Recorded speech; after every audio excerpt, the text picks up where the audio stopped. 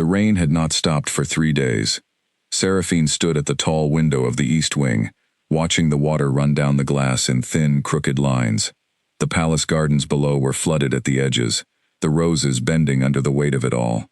She had always loved rain. It had a way of making everything feel honest. But tonight, something felt wrong in a way she could not name.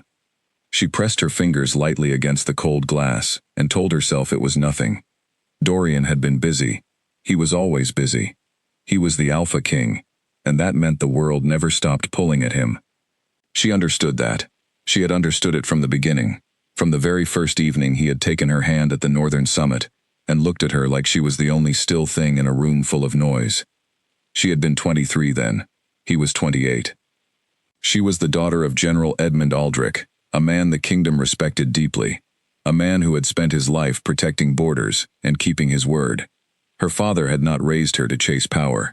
He had raised her to be honest, to be strong, and to keep her heart open without letting it be foolish.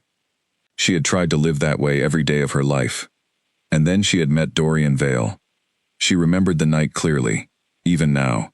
She had gone to the summit only to represent her father, who had been recovering from an injury and could not travel. She had worn a simple navy dress and her mother's silver earrings, and had planned to stay only long enough to be polite.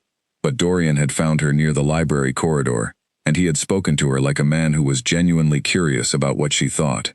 Not about politics, not about pack alliances. About her, about what she read, about where she liked to walk, about what made her laugh. She had not expected that from a king. They had talked for 2 hours in that corridor. His guards had hovered nervously in the background, and she had pretended not to notice. He had pretended not to notice that she noticed, and somewhere in that quiet, easy conversation, something between them had begun. He had written to her first, a formal letter, but with a warmth underneath the formality that made her smile. She had written back. Then he had come to visit her father under the pretense of discussing eastern border arrangements, but he had spent more time in the sitting room with Seraphine than in her father's study.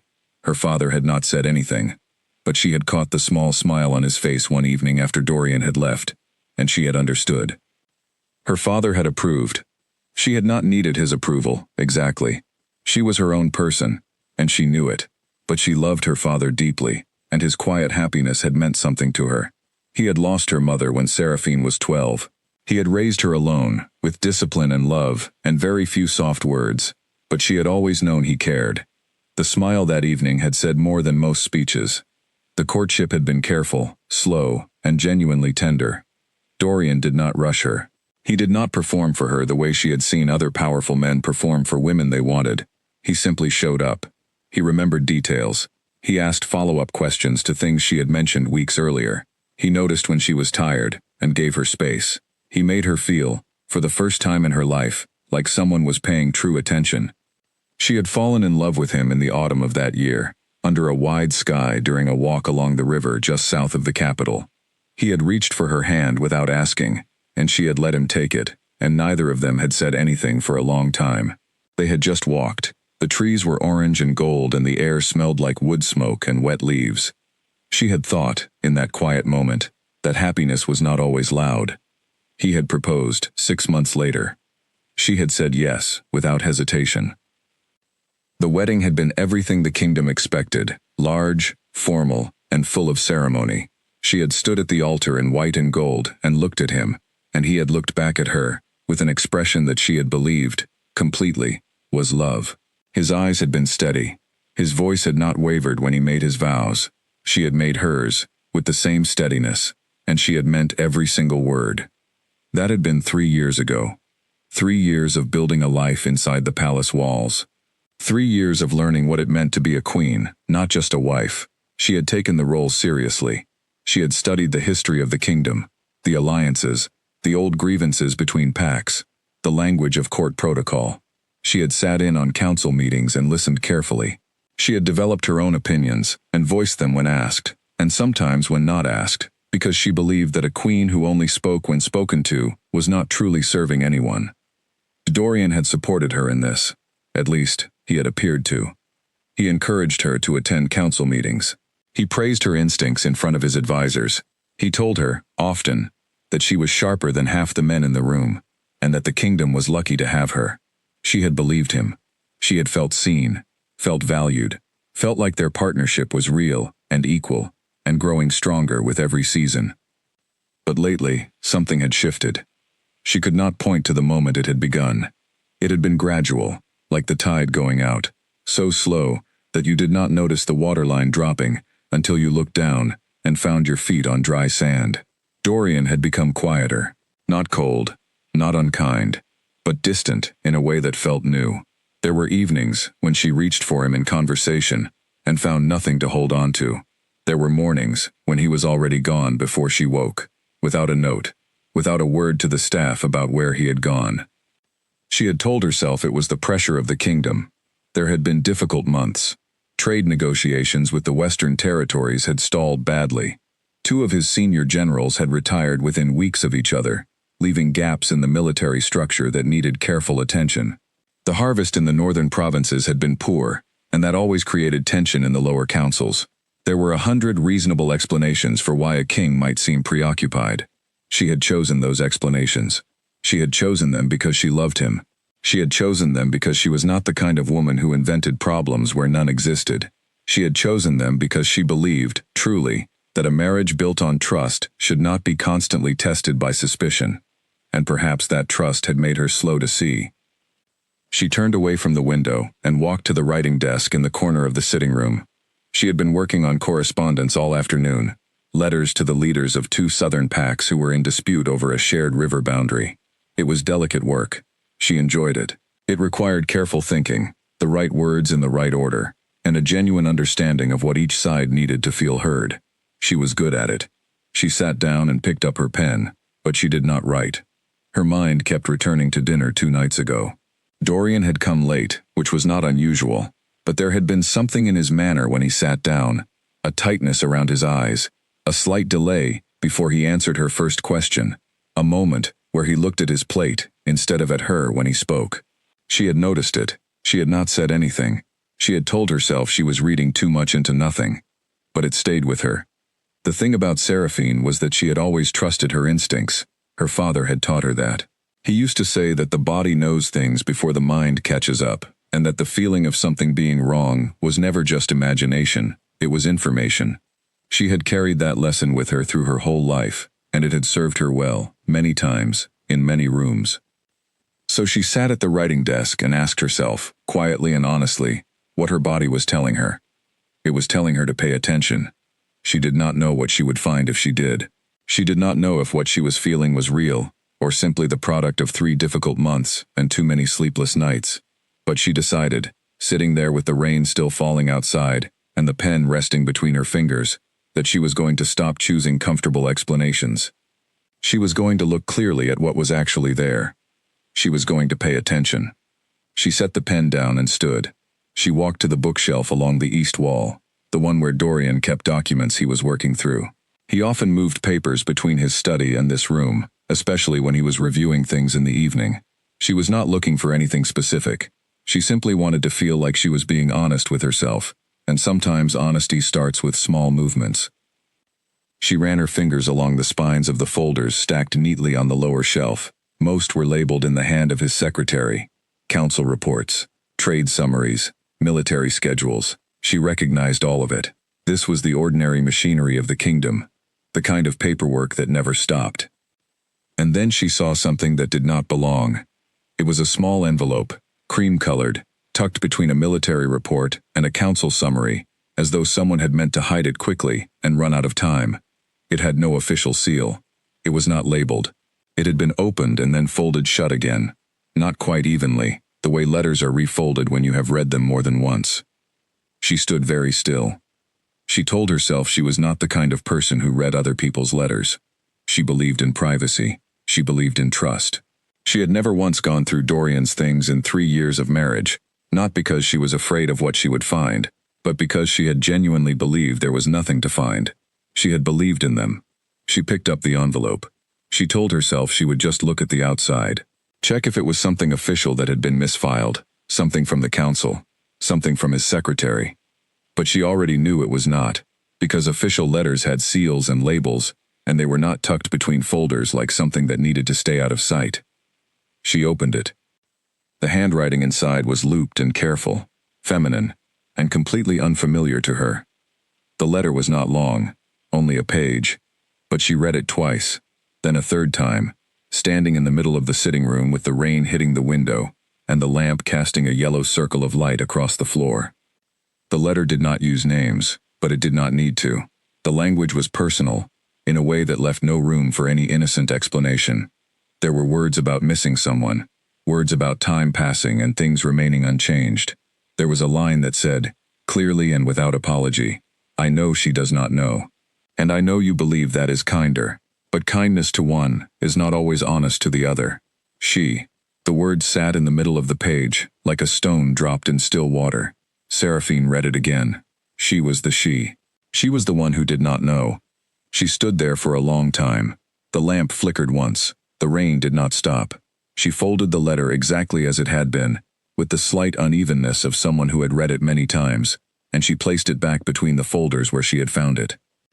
Then she walked back to her writing desk, sat down, picked up her pen, and finished the correspondence about the river boundary. Her hand did not shake, but something inside her had gone very quiet, in the way that things go quiet just before they change forever. She did not sleep that night. She lay in the dark and listened to the rain and thought carefully about everything she had ever chosen to believe, and she began, slowly and without anger, to separate what had been real from what she had been given in place of real. It took a long time, but she had always been patient, and she had always been honest.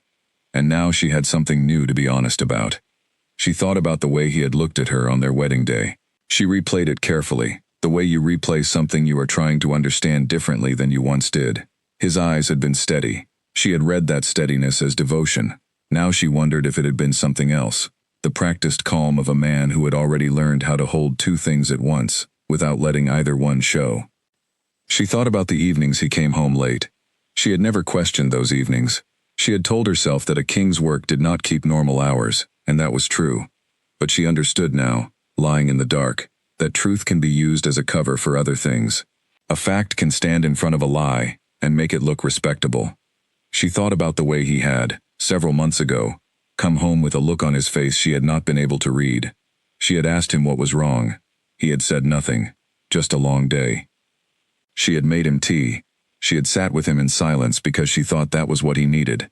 She had been thoughtful and present and good, and he had sat across from her with whatever he was carrying and said nothing. That hurt more than the letter did, she realized. Not the fact of what he had been hiding, but the fact that she had been kind to him while he was hiding it, that she had poured him tea with careful hands and sat close to him and believed she was comforting a tired man, when really, she had been the last person in the room who understood the situation. She pressed her eyes closed. She was not going to fall apart tonight. She had never been the kind of woman who fell apart, not because she was unfeeling, but because she had learned early that falling apart does not actually help anything. Her father had shown her that by example. He had lost his wife, the woman he had loved for 20 years, and he had grieved quietly and deeply, and then he had stood up and taken care of everything that needed taking care of. He had not pretended it did not hurt, but he had not let the hurt undo him either. She was her father's daughter. So she lay in the dark, and she let herself feel what she felt, which was a cold, clear, heavy sadness, and she did not try to turn it into anything else or rush past it. She just let it sit there, and she sat with it, and she breathed. By the time the rain finally stopped, sometime in the very early hours of the morning when the sky was still completely black, she had made one decision. She was not going to confront Dorian yet. Not because she was afraid, not because she was unsure of what she had read. She was sure, the letter was real, and the meaning was plain. But she needed more than one letter. She needed to understand what she was actually dealing with, how long it had been, who was involved, and how deep this went. Because she was not the kind of person who acted on partial information. She never had been. She was going to be patient. She was going to watch. She was going to pay the kind of attention she should have been paying for months, maybe longer. And when she understood the full picture, when she could see all the edges of what had been happening inside her own marriage, then she would decide what to do.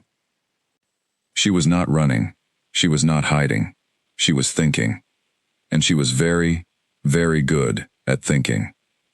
When the first gray light of morning came through the curtain edge, she rose. She washed her face in cold water. She dressed carefully. She went down to breakfast before Dorian was awake, which was unusual for her, and she sat at the long table alone, and ate slowly, and looked out the window at the garden, which was wet and battered from the rain but still standing. The roses were still there. Bent, but there. She understood something about that.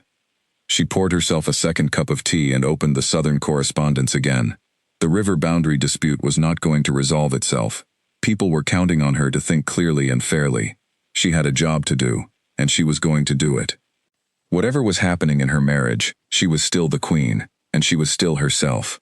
Those two things, she realized, were not the same. And understanding the difference between them would matter very much in the weeks to come. In the days that followed, Seraphine became a quiet observer of her own life.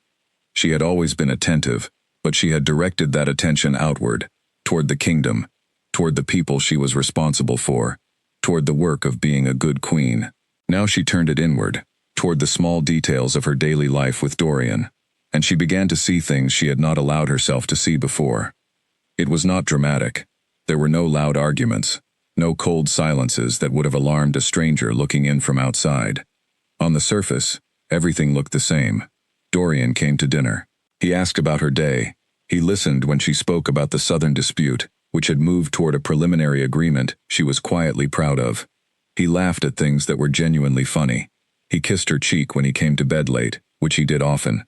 But she was watching now, and watching changes everything. She noticed that his phone, which he used to leave on the kitchen counter in the mornings, now stayed in his jacket pocket. She noticed that when certain messages came through during dinner, he read them under the table, instead of setting the phone face up the way he usually did. She noticed that 2 of his evening meetings were not on the shared calendar she maintained for official palace affairs, and when she asked his secretary about them, the young man said, carefully, that the king had arranged those privately. Privately. She thanked the secretary and made a note and said nothing else. She also, during that week, started asking more careful questions. Not suspicious questions. Not confrontational ones. Simply the kind of thoughtful, interested questions that a good queen asks when she is staying properly informed. She asked which military liaisons were currently active, and which had been suspended. She asked about the families of the generals who had served under her father, the ones who had retired or fallen in recent years. She asked these questions in the ordinary course of her daily work, spreading them across different conversations so that no single person would notice a pattern. She was good at gathering information without seeming to gather it. Her father had taught her that too. He used to say that the most important thing a person in authority can do is listen more than they speak. She had always believed him. By the 5th day, she had a name. Not because anyone told her, because she had listened carefully and connected things that, separately, meant nothing, but together formed a shape. The name was Mireille Vos. General Vos had been one of her father's most trusted officers. He had served faithfully for years and had died during the Eastern Campaign, which had been one of the bloodiest and most difficult periods in the kingdom's recent history. Dorian had been the commanding Alpha King during that campaign. He had overseen the strategy that had ultimately succeeded, but at a cost that many families still felt. Mireille Vos was the general's widow. She was perhaps 10 years older than Seraphine, and she had been a quiet figure in the kingdom's social landscape in the years after her husband's death, present at formal events occasionally, acknowledged for her husband's service, but not a prominent person. Seraphine had met her twice, at official remembrance ceremonies. She had seemed composed and somewhat withdrawn, a woman who had learned to carry grief with dignity. Seraphine now understood more about why she had seemed that way. She sat with this information for 2 days before she did anything with it. She thought about it carefully. She thought about what it meant, not just emotionally, but in terms of everything she now needed to understand. If Dorian had been involved with Mireille Vos, it raised questions she needed answered. When had it started? Before the marriage, during it, or both? Was it ongoing? Did anyone else know? The last question was the one that made the cold feeling spread the farthest. Because if people in the palace knew, and no one had told her, then the nature of what she was dealing with was larger than one man's choices. She decided it was time to speak to someone she trusted. The only person she trusted completely, at that point, was not inside the palace. She sent a letter to her cousin, Elaine Aldrich, who lived 2 hours east, and who had been her closest friend since childhood. Elaine was not part of the court. She lived quietly, managed her own household, and had the rare quality of being completely honest without being unkind. Seraphine wrote to her using the personal correspondence channel rather than the palace postal system, and she phrased the letter with enough care that it would not alarm anyone who read it in transit, but Elaine would understand exactly what was being asked. She asked Elaine to come for a visit. Elaine arrived 3 days later, on a Tuesday, carrying a bag of honey cakes from the village near her home, because she always brought something when she came. She greeted Seraphine warmly in the front hallway, and then took one look at her face and said, quietly, "You need to walk with me outside." So they walked in the garden, in the cool morning air, and Seraphine told her everything. She did not dramatize it. She did not use more words than were needed. She simply explained what she had found, what she had since noticed, what she had quietly gathered over the past 2 weeks, and where she now believed things stood. Elaine listened without interrupting, which was one of the things Seraphine valued most about her. She did not gasp at the right moments. She did not fill silences with reassurances that would have been premature and dishonest. She simply listened, all the way to the end, and then she was quiet for a moment while they walked. "How long do you think it has been going on?" Elaine asked. "I don't know precisely," Seraphine said. The way the letter was written suggested familiarity built over a long time. "I think it may have started during the Eastern campaign. Before you were married. Possibly. Or around that time. I don't have a clear answer." Elaine was quiet again. Then she said, "Do you want me to help you find out more, or are you already decided?" Seraphine looked at the garden. "I need the full picture first. I won't act on half of it." "All right," Elaine said simply. "Then we'll find it." They did not spend the rest of the visit talking about Dorian. Elaine stayed for 2 nights, and they talked about other things. Her children, a novel they had both been reading, memories of summer holidays they had taken as children with General Aldrich. It was good to have someone nearby who knew the whole truth, and did not require Seraphine to perform normalcy. She could simply be tired when she was tired. She could be quiet when she needed to be quiet. On the second evening, after dinner, Elaine came and sat beside her near the window and said, "Can I tell you something, without you taking it the wrong way?" "Of course," Seraphine said. "You are one of the steadiest people I have ever known. But steady does not mean you have to handle this alone. And I want you to know that however this goes, whatever you decide, you don't have to explain yourself to anyone. Not to the court, not even to your father. You get to decide what this means for your life." Seraphine felt something loosen in her chest. Not fall apart, just loosen, the way a door loosens when you stop pressing against it. "Thank you," she said. "You don't have to thank me for that," Elaine said. After Elaine left, Seraphine returned to her work. The Southern River dispute had reached an agreement, and she had written the formal letter confirming it. She had 3 other matters waiting on her desk, and she moved through them with the same care she always brought. She scheduled a meeting with 2 PAC representatives who wanted to discuss education policy. She reviewed the palace budget for the upcoming quarter and identified 3 areas where adjustments could be made. She was functioning, fully. But underneath all of it, she was building a complete picture, one careful piece at a time.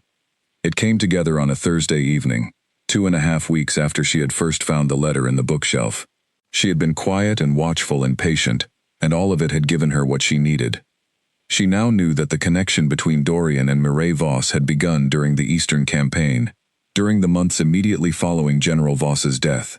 She knew that it had continued, quietly, throughout the courtship and into the marriage. She knew that the letters had been exchanged for years, through a private channel that bypassed the palace's ordinary correspondence systems. She knew that at least 2 members of the palace staff had been aware, or had suspected, and had said nothing.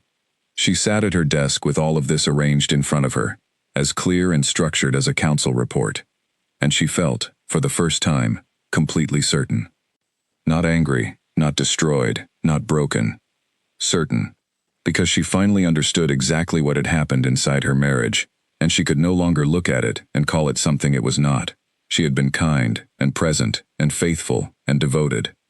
She had built a life with a man who was building a different one alongside it.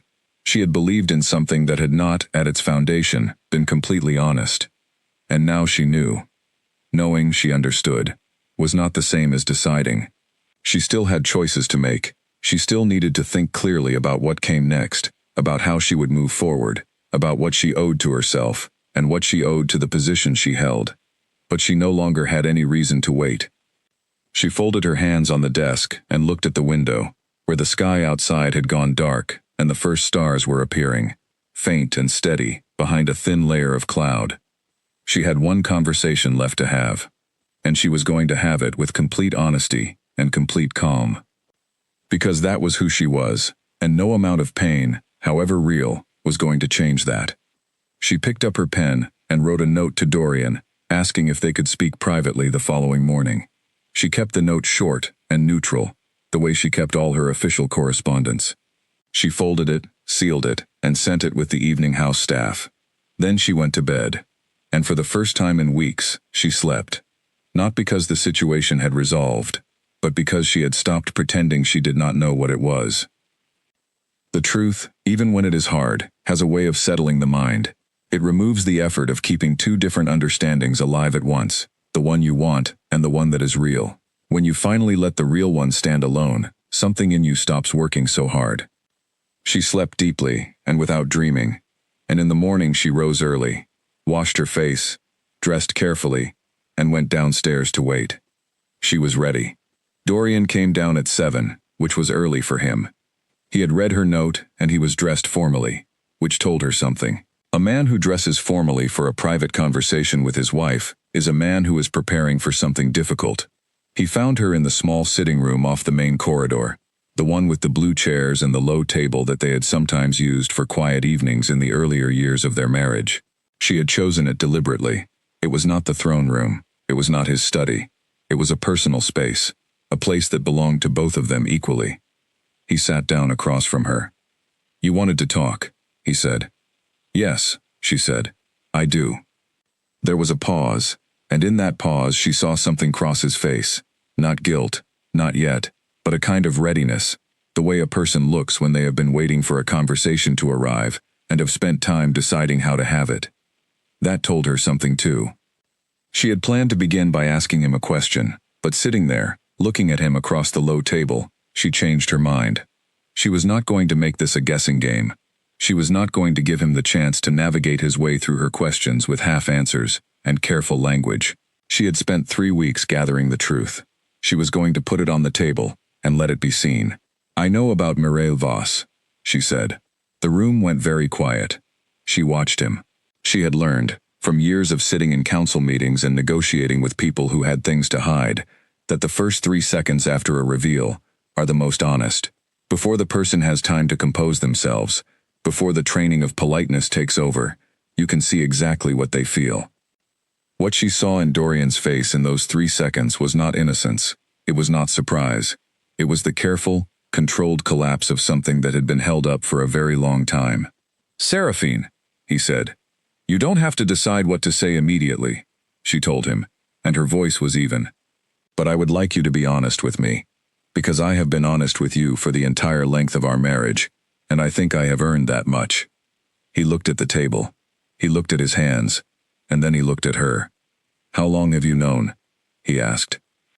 "Long enough to understand it clearly," she said. "Not long enough to have said anything until now." He nodded. He looked like a man who had rehearsed for this conversation and was discovering that the rehearsal had not actually helped. "It started during the campaign," he said quietly. "After Voss died." "I know," she said. "I never intended." "I know you didn't intend it," she said. "Intentions are not the part I'm asking about. I'm asking about choices. Because every day since then, including every day of our marriage, you made a choice. And I would like to understand what that choice meant to you." He was quiet for a long time, and she sat across from him, very still, very composed, and she waited. Because she had not come to this room to cry or to accuse. She had come to understand, and understanding required him to speak, and it required her to listen, and it required both of them to sit in the discomfort of what was true, without rushing toward anything easier. Whatever came next would come from this conversation. She was sure of that. But first, they had to have it. So she waited. And outside the window, the morning continued, steady and clear, and entirely indifferent to what was happening in the small blue room, where a queen sat across from her king and waited, with remarkable patience, for something that was long overdue. The truth. He began to speak slowly. He told her about the night General Voss died, about the weight of that loss on a young king who had sent good men into a campaign, and not all of them had come back. He told her how Mireille had been standing alone at the back of the memorial gathering, completely still, with the particular stillness of a person who has been told the worst thing and has not yet decided what to do with their body. He said he had gone to speak to her because he had felt responsible, and that was the beginning. Seraphine listened to all of it without interrupting. She listened to the way the guilt had turned into visits, and the visits into letters, and the letters into something that had no clean name. She listened to the way he described trying to end it before the engagement and not succeeding. She listened to the way he said he had told himself it was separate from his love for her, that one thing did not cancel the other, that people were complicated, and hearts did not follow simple rules. She listened to all of it. And when he was finished, the room was very quiet again. "Do you love her?" Seraphine asked. He looked at her. She saw him consider lying, and then she saw him decide not to. "I don't know," he said honestly. She nodded. That, strangely, was the most honest thing he had said in the entire conversation. It was also, in its own way, the most painful. Because a man who does not know whether he loves someone has not chosen. He has simply continued. And continuing is not the same as choosing, and choosing is not the same as loving. And none of it was what she had believed was happening inside their marriage. "Thank you for being honest," she said. "Seraphine, I need some time," she said. "I won't make any decisions today. But I need some time, and I need space to think clearly. Can you give me that?" He looked at her with an expression that was hard to read. Relief and regret in equal measure, and something underneath them both that might have been the beginning of understanding what he had done. "Yes," he said. "Of course." She stood, and he stood, and they looked at each other across the low blue table. "I don't want you to think I'm angry," she said. "I am not. I am disappointed, and I am sad, but I'm not angry. Anger passes. What I'm feeling is something quieter and more durable than anger." He did not seem to know what to say to that. She walked to the door, and then she paused with her hand on the frame. "I have always been honest with you," she said, not looking back at him. "From the very first evening, in the corridor at the Northern Summit, I have never been anything but honest. I want you to think about that." She left the room. She walked down the corridor with her head up and her pace even, and her hands steady at her sides. And she did not look back. Mireille Voss had not slept well in years. That was not a complaint she made to anyone. It was simply a fact of her life, one she had accepted the way you accept permanent changes in the weather after a long storm. Before her husband died, she had slept deeply and easily, the way people sleep who feel settled in their lives. After the news came, sleep had become something she had to work at, something she earned on good days and missed on difficult ones. She lived in a house on the western edge of the capital, a narrow 3-story building that had been in the Voss family for 2 generations. It was well maintained but not grand. She had kept the garden that her husband's mother had planted, and she tended it herself, early in the mornings before the day required anything of her. There was something about working in the soil, about the simple and honest fact of growing things, that steadied her in a way that nothing else had managed to since she was widowed. She was 41 years old. She had been married for 7 years before she lost him. She had no children, which was a grief that sat alongside the other grief, quiet and persistent, the way certain sorrows do. She had rebuilt her days around work. She consulted for 2 charitable organizations that served the families of fallen soldiers, and the work was meaningful and kept her mind engaged. She was not a woman who sat and suffered. She moved forward, methodically, day by day. But she had not moved forward from everything. There were parts of her life she had held on to with a kind of careful, controlled desperation, though she would not have used that word for it. She would have said she was loyal. She would have said she was patient. She would have said that some connections are real and lasting, and simply require a longer form of time than ordinary relationships do. She told herself those things for years, and they felt true to her, because she wanted them to be true. The connection with Dorian Vale had begun the night after the memorial gathering. He had written to her, not officially, not through any palace channel, but by hand, in his own writing, delivered through a courier he trusted. It had been a short letter, expressing condolence in a way that was warmer than official language allows. She had written back, and something had opened between them that had no name and no proper category. She had not set out to become anything she was not. She had simply been grieving, and he had been present, and presence during grief is a powerful thing. He had come to visit her twice in the months following the campaign. They had walked in her garden and talked for hours, and she had felt, for the first time since she lost her husband, like someone was genuinely with her, rather than simply performing sympathy from a distance. She had known, even then, that it was complicated. She was not naive. He was an alpha king, a man whose life was already mapped and committed in ways hers was not. She understood what she was, and what she was not. But the heart does not negotiate with what it understands, and she had felt something real, and she had held on to it. When she heard that he was courting the daughter of General Aldrich, she had gone very still inside herself for several days. She had told herself it was right and proper, that he needed a queen, that kings and their private lives were not the same thing, that what was between them was its own territory and would remain so. She told herself she was being modern and clear-eyed and mature. She had been telling herself things for a long time. She did not attend the wedding. She received an official invitation, as all prominent figures in the kingdom did, and she sent a formal gift and a polite letter of congratulation, and she stayed home, in her garden, pulling weeds with her bare hands in the early morning, while the wedding bells could be heard faintly across the capital. The letters had continued after the wedding. Not frequently. He was careful, and she was careful, and there were long stretches of silence between them that felt right to her in a sad way, like she was being decent about something she had no map for. But the letters continued, and they said things that letters between ordinary acquaintances do not say. She had never asked him to leave his wife. She needed that to be understood, if anyone were ever to understand her. She had never written to him demanding anything. She had never threatened or begged or made him choose. She had simply maintained what they had, in the quiet, the way you maintain a small fire when the weather is cold, not because you are careless about the risk, but because the warmth is necessary.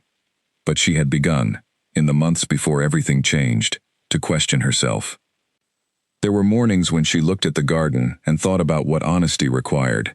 There were evenings when she wrote a letter and then held it for a long time before she sent it, turning it over in her hands, asking herself what she was actually doing and whether the answer was something she was comfortable with. She had written a particular letter several months before, one that had surprised even her when she read it back.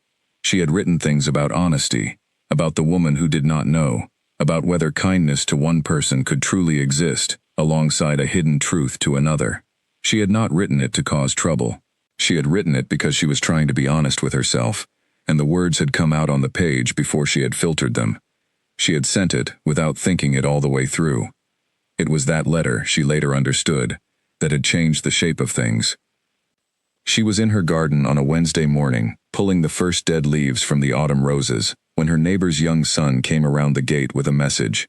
It was from Dorian, hand-delivered, short. He told her, in careful language, that the situation had changed. He asked her to stop writing. He told her he was sorry. She stood in the garden for a long time after she read it. She had thought about this moment before. She had rehearsed versions of it in her head on difficult nights, imagining how she would feel, and what she would do. She had expected to feel desperate, or furious, or destroyed. She had expected something large and overwhelming. Instead, she felt something strange and unexpected. She felt almost relieved. Not because she did not care.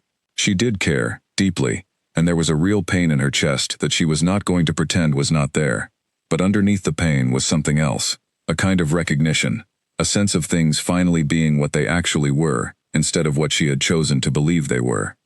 She had been holding on to something that had never had a clear future. She had been loyal to something that had never been fully hers to be loyal to, and she had done it for years, telling herself various stories about what it meant, and all the while the years had passed and she had not truly moved forward. She had been standing still in a place that looked like movement. She went inside and sat down at her desk and did not write back right away. She thought instead about General Voss, her husband. She thought about him as a man, not as a symbol of loss. She thought about his laugh, which had been large and sudden and real.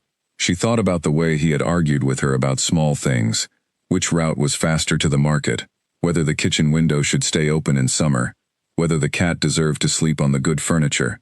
She thought about how much she had loved those arguments, how alive they had made ordinary life feel. She had been so busy grieving the tragedy of his death that she had almost forgotten the ordinary aliveness of being married to him.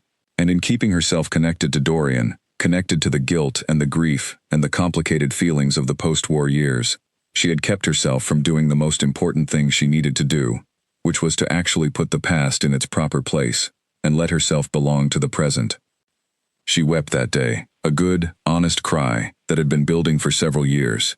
And then she dried her eyes, and she went back into the garden, and she finished the work she had started. She wrote to Dorian 3 days later. One final letter, not angry, not desperate, just honest. She told him she understood. She told him she was glad he had told her. She told him, and she meant this clearly, that she was sorry for the role she had played in something that had been unfair to everyone involved, including herself. She did not expect a reply. She did not receive one. She packed 2 bags the following week and traveled to the coast, to the village where the Voss family had originally come from, where her late husband's sister still lived with her own growing family. She had not been there in years, and she found, when she arrived, that it was exactly what she needed. The sea was loud and constant, and it did not care about any of the complicated human things she had been carrying. She stayed for 3 weeks. She walked on the beach every morning. She ate simple food, and slept long hours, and helped her sister-in-law with the children when extra hands were needed. She held babies, and read stories to small people, and watched sunsets from a stone wall, and slowly, day by day, began to feel the particular quality of a life that was finally, for the first time in years, pointing forward instead of sideways. She was not healed. She was not finished with grief, or regret, or the long, slow process of understanding all the choices she had made and what they had cost her. But she was moving, genuinely moving, in a direction she had chosen for herself, and that mattered more than she had known it would. On the last evening before she returned home, she sat on the stone wall and watched the sun go down over the water, and she made herself one honest promise. She was going to stop building her life around what other people needed from her and what she needed from them, and whether the things she was holding on to were real or simply familiar. She was going to build something that was entirely and plainly her own. It would take time. She knew that. Honest things do. But she had time, and she had always been patient. And the sea went on, dark and steady and entirely unconcerned with how long it took. When Mireille returned to the capital from the coast, the city felt different to her. Or perhaps she felt different to it. That happens sometimes. You go away from a place that has come to feel fixed and permanent, and when you return, you can see its edges in a way you could not before. You can see that it is just a place, with ordinary streets and ordinary people and ordinary mornings, and that your relationship to it is not fixed at all. It can change. You can change your relationship to it. You are allowed. She went home to the narrow house, and she opened all the windows, and she let the autumn air move through the rooms.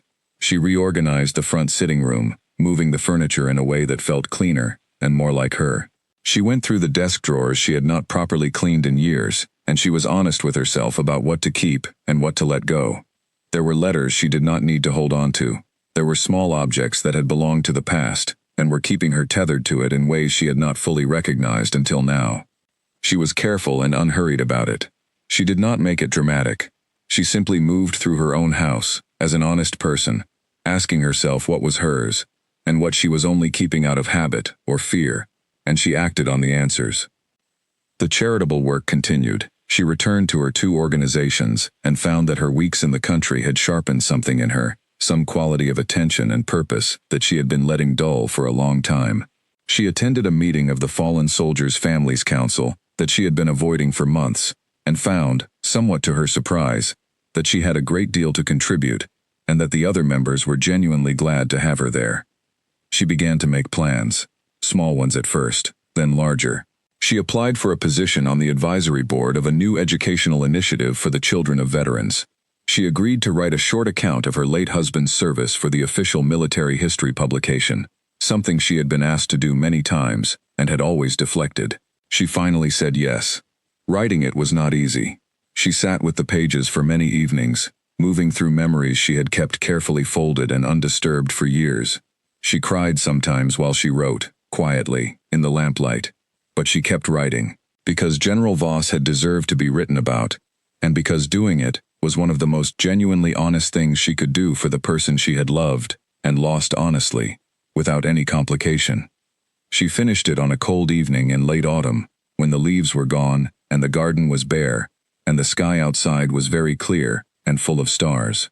She read it through once, made a few small corrections, and set it down on the desk. Then she sat quietly for a moment, and felt something she had not felt in a very long time.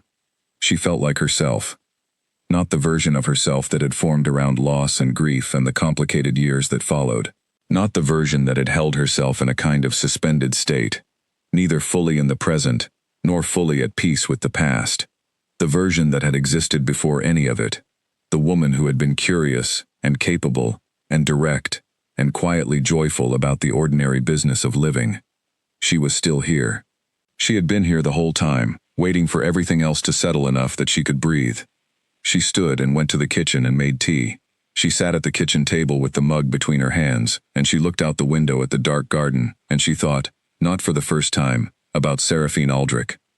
She had thought about her before, in uncomfortable ways, in the years of silence and letters and all the complicated in between. She had not known the Queen personally, but she had observed her from a distance, at official functions, and she had found herself unwilling to look too directly. It was easier to keep things abstract, easier not to see the woman as fully real. But she was real, fully and completely real, and she had been inside a situation, living it from the inside, without knowing what Mireille knew from the outside. That thought had always been the one she had pushed away most quickly, because it was the most uncomfortable, and discomfort that you have created in another person is a particular kind of thing to carry. She did not know what had happened between Dorian and his queen. She knew only that the letters had stopped. She could infer from that what she could infer. Whatever conversation had taken place, it had happened without her, as it should have. Whatever was happening now in that palace was not hers to know or to influence. But she hoped, genuinely and simply, that Seraphine was all right. She hoped that with the directness of a woman who had finally stopped lying to herself and understood, clearly, what honesty costs when it comes late. She finished her tea. She washed the mug. She went to bed. And outside, the stars continued their patient circuit across the black sky, cold and clear, and entirely without opinion, the way the best things always are. Mireille slept well that night, the first genuinely good sleep in years. And in the morning, she woke before the alarm, and she got up willingly, and she went to the window and looked at the bare garden in the early gray light, and she thought, the roots are still there. In spring, it will all come back. She believed it this time, and that was new. The confrontation, when it came, was nothing like the ones people imagine when they think of queens and kings and the collapse of royal marriages. There were no raised voices, no servants summoned in panic to the corridor, no objects broken or tears streaming down anyone's face for an audience. It happened in the morning, in the small sitting room with the blue chairs, and it was so controlled and so quiet that anyone passing the door from the outside would have heard nothing more than the ordinary low murmur of two people talking. But inside that room, everything was different. Everything was very precise and very real, and moving at a speed that felt slow on the surface, and was, in fact, extremely fast underneath. Dorian had come prepared. She could see that. He had thought about what to say, organized his explanations, decided on the shape of his honesty. He was not a man who entered important situations without preparation. She had always respected that quality in him. She still respected it, in a detached and impersonal way, the way you can respect the skill of someone who has used that skill against you. He told her the truth, or the version of the truth that he was able to say clearly. He told her when it had started.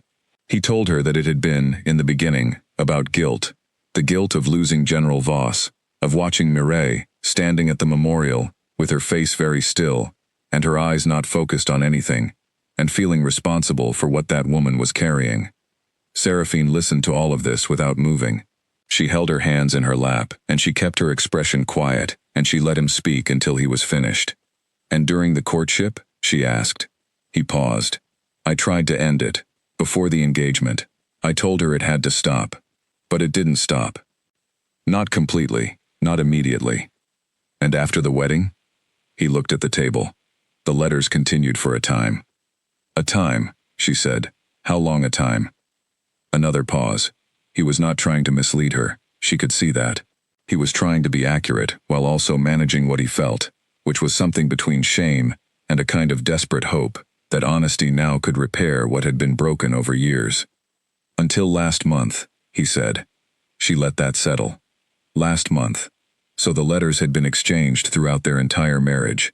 For 3 years, the correspondence had continued, quiet and private and unknown to her, while she had been building a life with this man, attending to his kingdom, managing his court affairs, defending his character in council meetings, standing beside him at formal events, and believing herself to be standing beside a man who had chosen her fully. She had not been wrong about everything. She understood that. He had not been pretending all of it. The evenings had been real. The conversations had been real.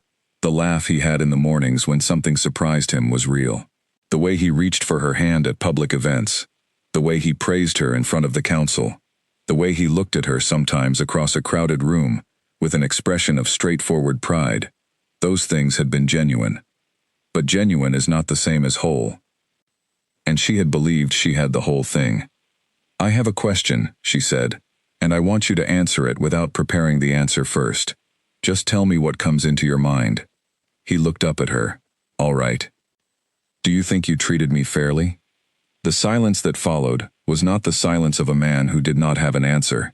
It was the silence of a man who had an answer, and was honest enough to be ashamed of it. No, he said quietly. I don't think I did.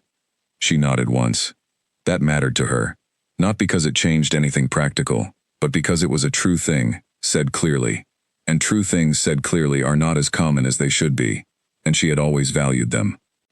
I want to understand something else, she said. When you chose me, when you decided to pursue the marriage, to make the proposal, to stand at the altar, were you choosing me because you wanted me, specifically, to be your wife? Or were you choosing an arrangement that worked, and I happened to fit it? He looked at her like the question had hit something he had not been prepared for. I chose you, he said. You chose me, while continuing to maintain a private connection with another woman. I know.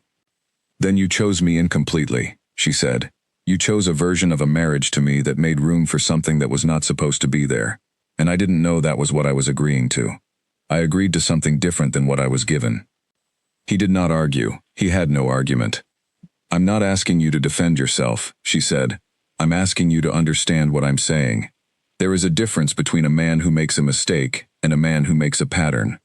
One evening of poor judgment is a mistake. 3 years of maintained correspondence is a pattern, and a pattern reflects choices, not accidents. He was quiet for a long moment. I am sorry, he said, and then, after a pause, I know that doesn't fix it. No, she agreed. It doesn't. She looked at him across the table, and she thought about who she had believed him to be, and who he actually was, and the distance between those two people. The distance was not enormous. He was not a cruel man. He was not a dishonest man in the most obvious ways. He was a man who had not had the discipline, or the courage, or the clarity, to choose cleanly and live with his choices completely. And the result of that had been that she had lived, for 3 years, inside a story that was only partly true. I need you to hear something, she said, and I need you to hear it clearly, not as an accusation, just as what it is. He was looking at her steadily now. I gave this marriage everything I had. I gave it my honesty, my time, my care, my intelligence, my loyalty. I never withheld any of those things. I was proud of what I thought we were building. I spoke well of you when it was not required. I defended your decisions when others questioned them. I was here, fully here, every single day. She paused. And I deserved someone who was doing the same thing. Not perfectly. I do not expect perfection. But I deserved someone who was honest with me about where his heart actually was, so that I could make an honest choice about what I was walking into. She watched something move through his face. It was not quite pain. It was something older and more expensive than pain. It was regret, genuine, and belated, and useless, in the way that regret usually is. You're right, he said. I know I am, she said simply. She stood.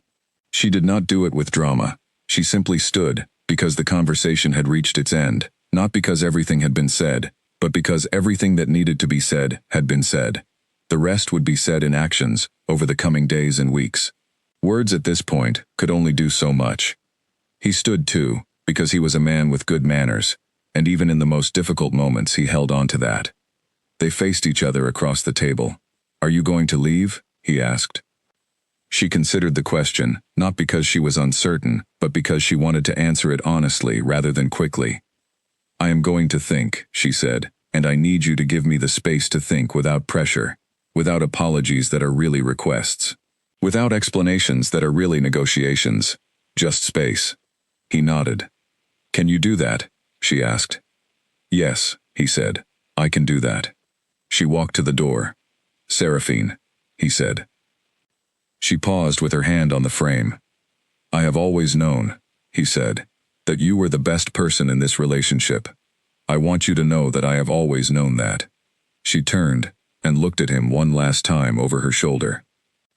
"Then that should have made the choice easier," she said quietly. And she walked out. The hallway was cool and bright, and the morning light was coming through the tall windows at the far end, falling in long rectangles across the stone floor. She walked through it without hurrying, without looking back, her hands at her sides and her head straight and her face calm. A younger member of the palace staff passed her with a tray and greeted her with a small respectful bow.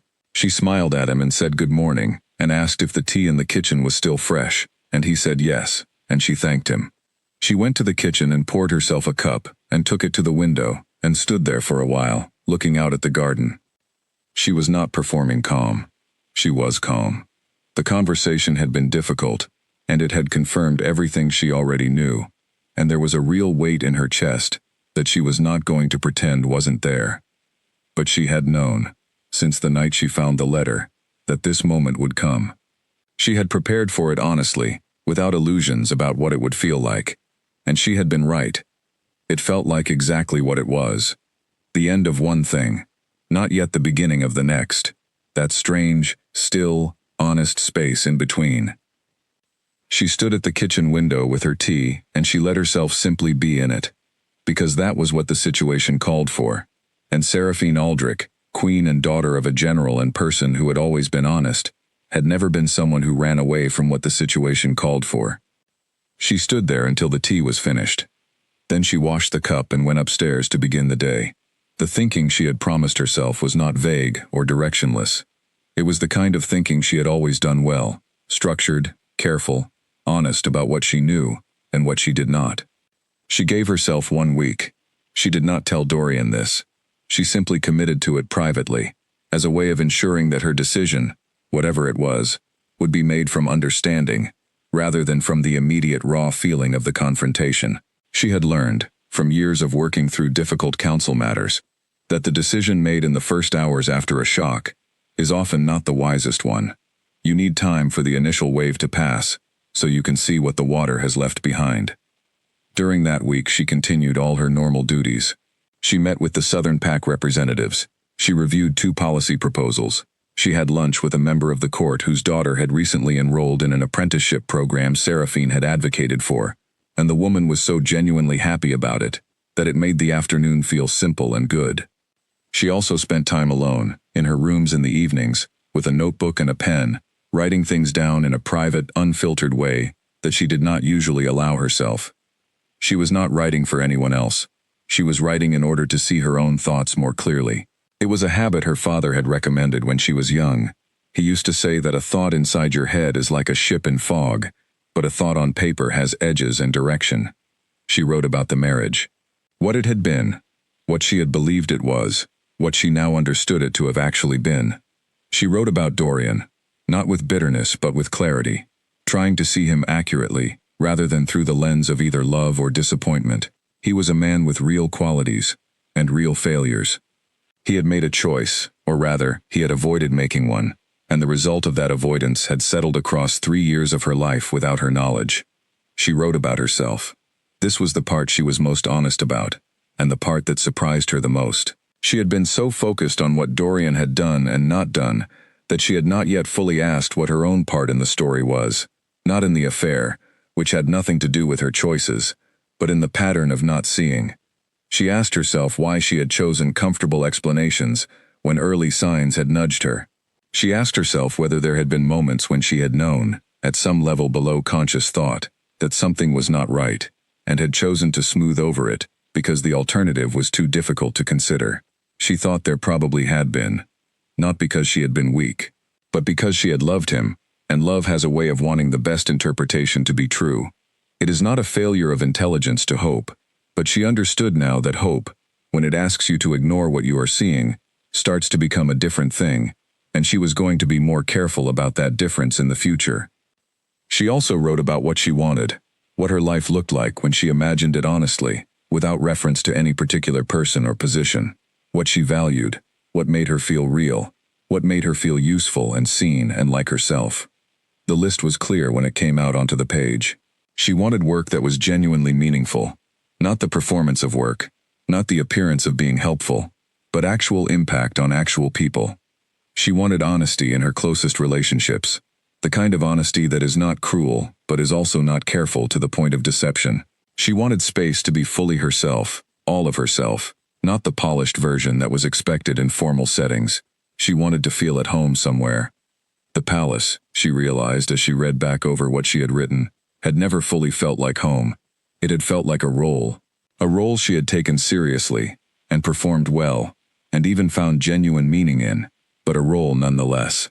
The home she was describing on the page was somewhere quieter, somewhere more honest, somewhere closer to the woman she had been before any of this. By the end of the week, she knew. She had known for longer, perhaps, but by the end of the week she had done the honest work of knowing it fully, from the inside out, without any remaining room for doubt. She was going to leave. Not dramatically, not immediately. With care and preparation and the same thoughtfulness she brought to everything, she had responsibilities to see through, and details to arrange, and people to consider. She was not going to simply vanish. She was going to do this the right way, which was, as always, the honest way. She sat with her notebook on the last evening of that week, and she looked at what she had written across 7 days of quiet, difficult, necessary thinking, and she felt something surprising. She felt relief. Not happiness, not yet.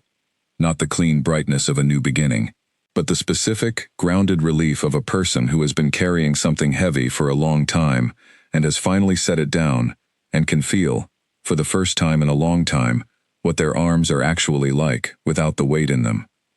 She closed the notebook and put it in the drawer. Then she went to the window and looked out at the city, the wide nighttime spread of it, the lights and the darkness, and the long, steady river running through the middle of everything, dark and moving, and entirely indifferent to who was watching. She was going to be all right. She did not know exactly what that meant yet. She did not know the shape of what came next, but she knew the truth of it, with a certainty that was not wishful. It was the certainty that comes when you finally align what you are feeling with what is actually true, and the alignment holds. She was going to be all right. And that was enough for tonight. Tomorrow she would begin. She told Dorian on a Sunday evening, quietly, in the same blue sitting room where she had told him she knew. She chose the same room intentionally. It felt right to end things where they had turned. He did not look surprised. She thought he had probably been expecting it, in the way that people expect things they have dreaded for some time. Not with knowledge exactly, but with the particular preparedness of someone who has not allowed themselves to hope for a different outcome, while secretly hoping anyway. She sat across from him, and she told him she had thought carefully for a week, and she had made her decision. And the decision was that she was going to leave the palace and the marriage. She told him this without pausing in the middle of the sentences, because she had practiced saying it clearly, without hesitation, because hesitation invites negotiation, and she was not here to negotiate. "You don't have to do this," he said immediately. "I know," she said. "It's not something I have to do. It's something I've chosen to do. There are ways to move forward from this. Other people have." "Dorian," she said, and she said his name with a kind of quietness that stopped him. "I am speaking about what I have chosen for myself. Please hear it as that." He sat back. He looked like a man who had prepared 3 or 4 different responses and had just realized that none of them were the right response. "What do you need from me?" he asked. In terms of the transition. She appreciated that. It was the right question. She had a list. She told him she needed 4 weeks to properly close out her active responsibilities before any official announcement was made. There were 2 ongoing matters that she had begun and intended to complete. The river boundary agreement needed a final formal signing ceremony, and the Veteran Families Initiative required her to chair 1 more meeting before she handed it to someone else. She intended to do both properly. She told him she wanted to move to the Northern House, the Aldrich family estate that had remained in her name throughout the marriage. She was not asking permission. She was telling him so that the arrangements could be made. She told him she did not want money from the palace treasury beyond what she was entitled to by the terms of the original marriage arrangement. She had never been interested in extracting what she had not earned, and she was not going to start now. She told him she did not want the separation to be announced publicly in a way that was misleading. She was not asking him to explain everything. That level of detail was not appropriate for public communication. But she was not going to accept a statement that implied she was leaving for reasons of her own distress or instability. If there was going to be a public announcement, it would say, simply and accurately, that the Queen was stepping back from her role and returning to private life, and that the King and Queen had reached this decision with mutual respect. She watched him process all of this. "That's reasonable," he said, after a pause. "All of it." "Yes," she said, "I think so too. Is there anything else?" She thought for a moment. "One more thing. I would like you to understand that I am not leaving because I hate you. I am leaving because I have been honest with myself about what this is, and about what I need, and about the difference between the marriage I was in and the one I believed I was in. I am leaving because staying would require me to be less honest than I am able to be." He was quiet for a long time. "I understand that," he said finally. "I'm not sure I deserve for you to explain it to me so clearly, but I understand it." "You should understand it," she said, "because it matters." She stood, and this time she did not pause at the door. She went directly upstairs to her rooms, and she began the quiet, methodical process of separating her life from the palace. She was not impulsive about it. Impulsive would have meant throwing things into bags and leaving by the back gate in the dark, and that was not who she was.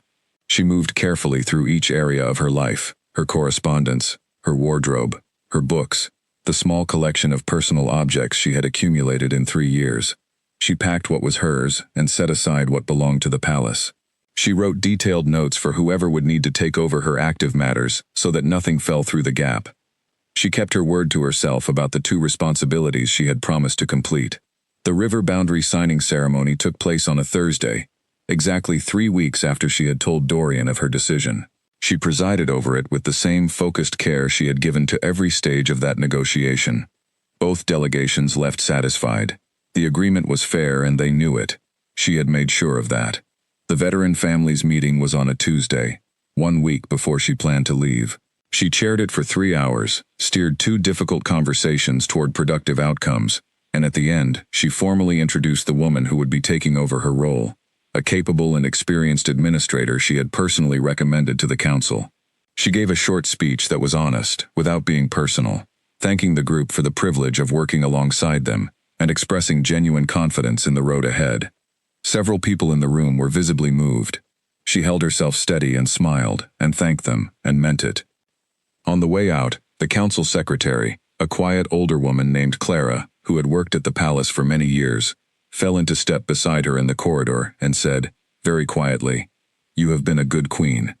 Seraphine looked at her and said, "I tried to be." "You succeeded," Clara said simply.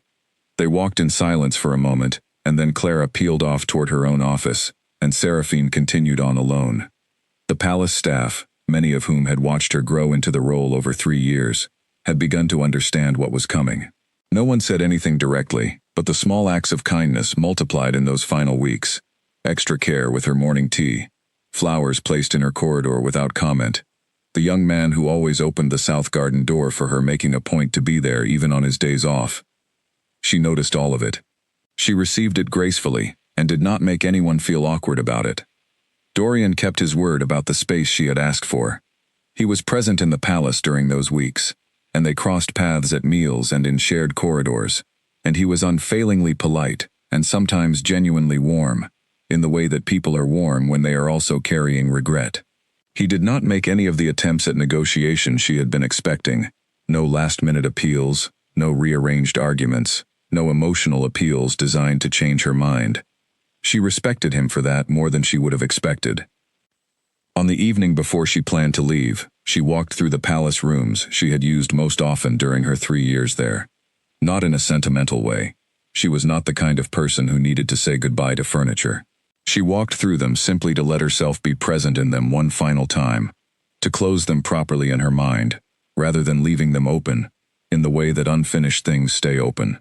The council meeting room, where she had sat at the long table and argued for things she believed in, and had usually won. The small office off the east corridor where she had spent so many afternoons working through correspondence that connected her to the real lives of real people across the kingdom. The south garden, where she had walked early on mornings when she needed to think, and where the roses she had come to love were now bare for winter. She did not feel sad, exactly. She felt something that was related to sadness but different from it, a kind of serious tenderness, an acknowledgement of what had been real in this chapter of her life. The work had been real. The care had been real. The years had mattered, not because of how they ended, but because of what she had done inside them. She went to bed at her normal time. She was on the road by 8 the next morning, in a car with her 2 packed bags and a box of books, and the careful, steady feeling of a person who has done the right thing and knows it. The driver was quiet, which she appreciated. The road north was long, and she was tired, in a bone-deep way that was not the same as sadness. It was the tiredness of having carried something heavy for a long time, and having finally, properly, set it down. She watched the city fall away behind her, and then the outskirts of the city, and then the first of the open farmland that stretched between the capital and the north.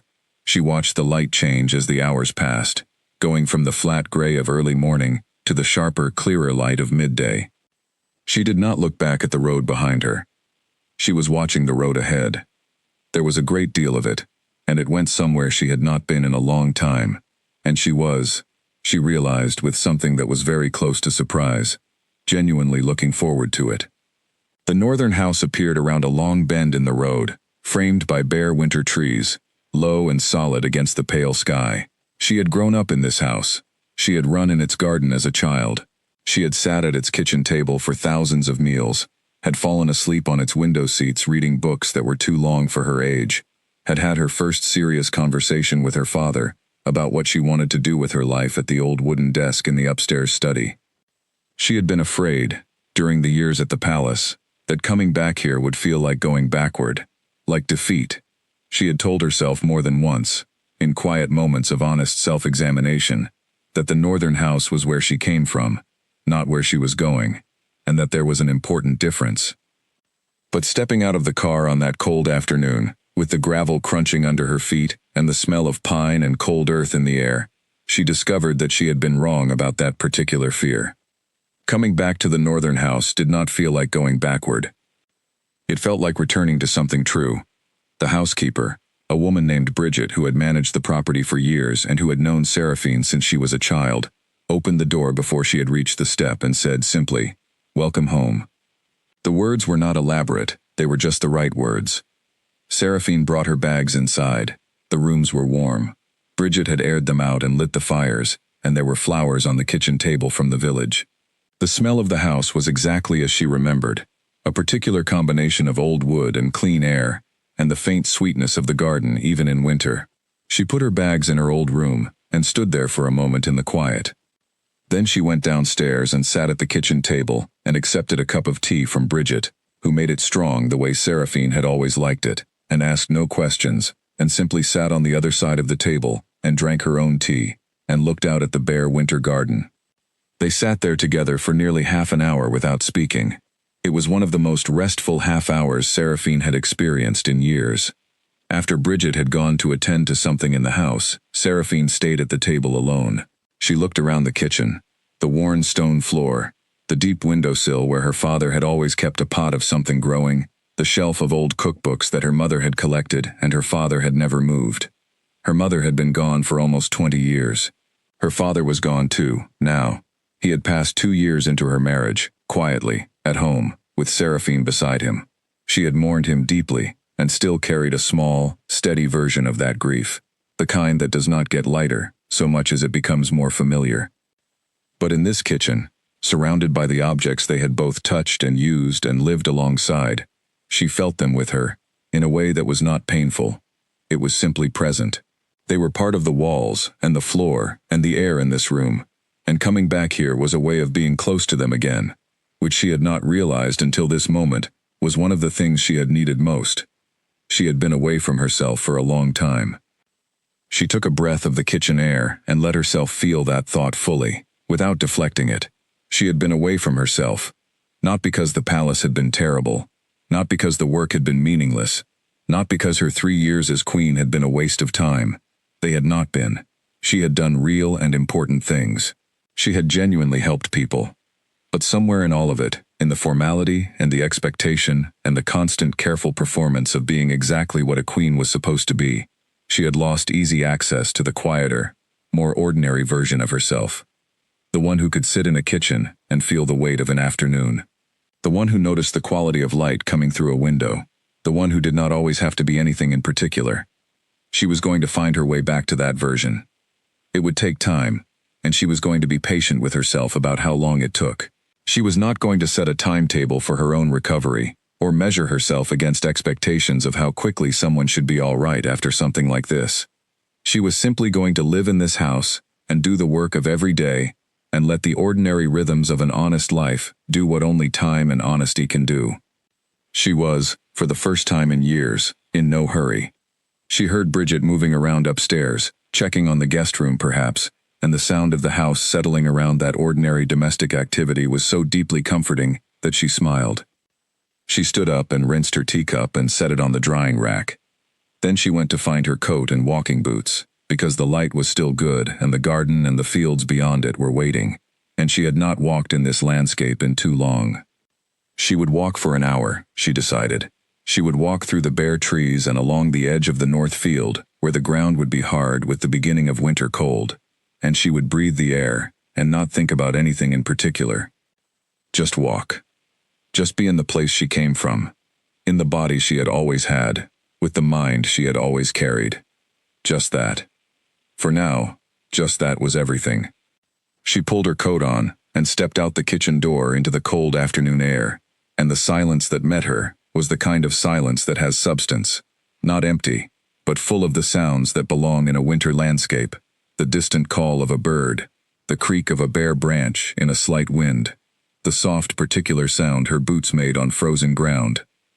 She walked north, into the trees, and the house disappeared behind her, and she breathed, slow and even and without effort, the way a person breathes when they are finally, truly, somewhere they belong. The announcement was made on a Wednesday, which was a deliberate choice on the palace's part. Wednesday is the middle of the week, a quiet day, a day when the news cycle moves at a slower pace, and big things announced on it tend to settle into the public conversation more gently than things announced on Mondays, which feel like declarations, or Fridays, which feel like dumps. The statement was short.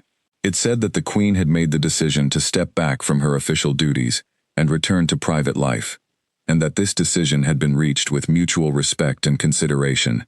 It thanked her for her service to the kingdom, and expressed nothing further. What it did not say was why. The capital spent the next 2 weeks filling in the space that the statement had left open, which is what capitals always do. People speculate when they are not told, and speculation is rarely more accurate than the thing it is replacing. There were several versions of the story in circulation simultaneously, which is also normal. One version suggested that Seraphine had found the demands of royal life overwhelming, which was so thoroughly wrong that it circled around and almost became amusing. A second version suggested a political disagreement between her and Dorian's council, which was at least more flattering to her capabilities even if it missed the point. A third version, spoken in lower voices at dinner tables and in private conversations, was closer to the truth, that something had happened inside the marriage, that the king had behaved in a way that his queen had found unacceptable, and that she had left because she chose to leave, not because anyone had asked her to. That version did not get the details right, but it understood the shape. Seraphine heard fragments of all of this from Elaine, who passed along information without embellishment, and always told her clearly when something was wrong.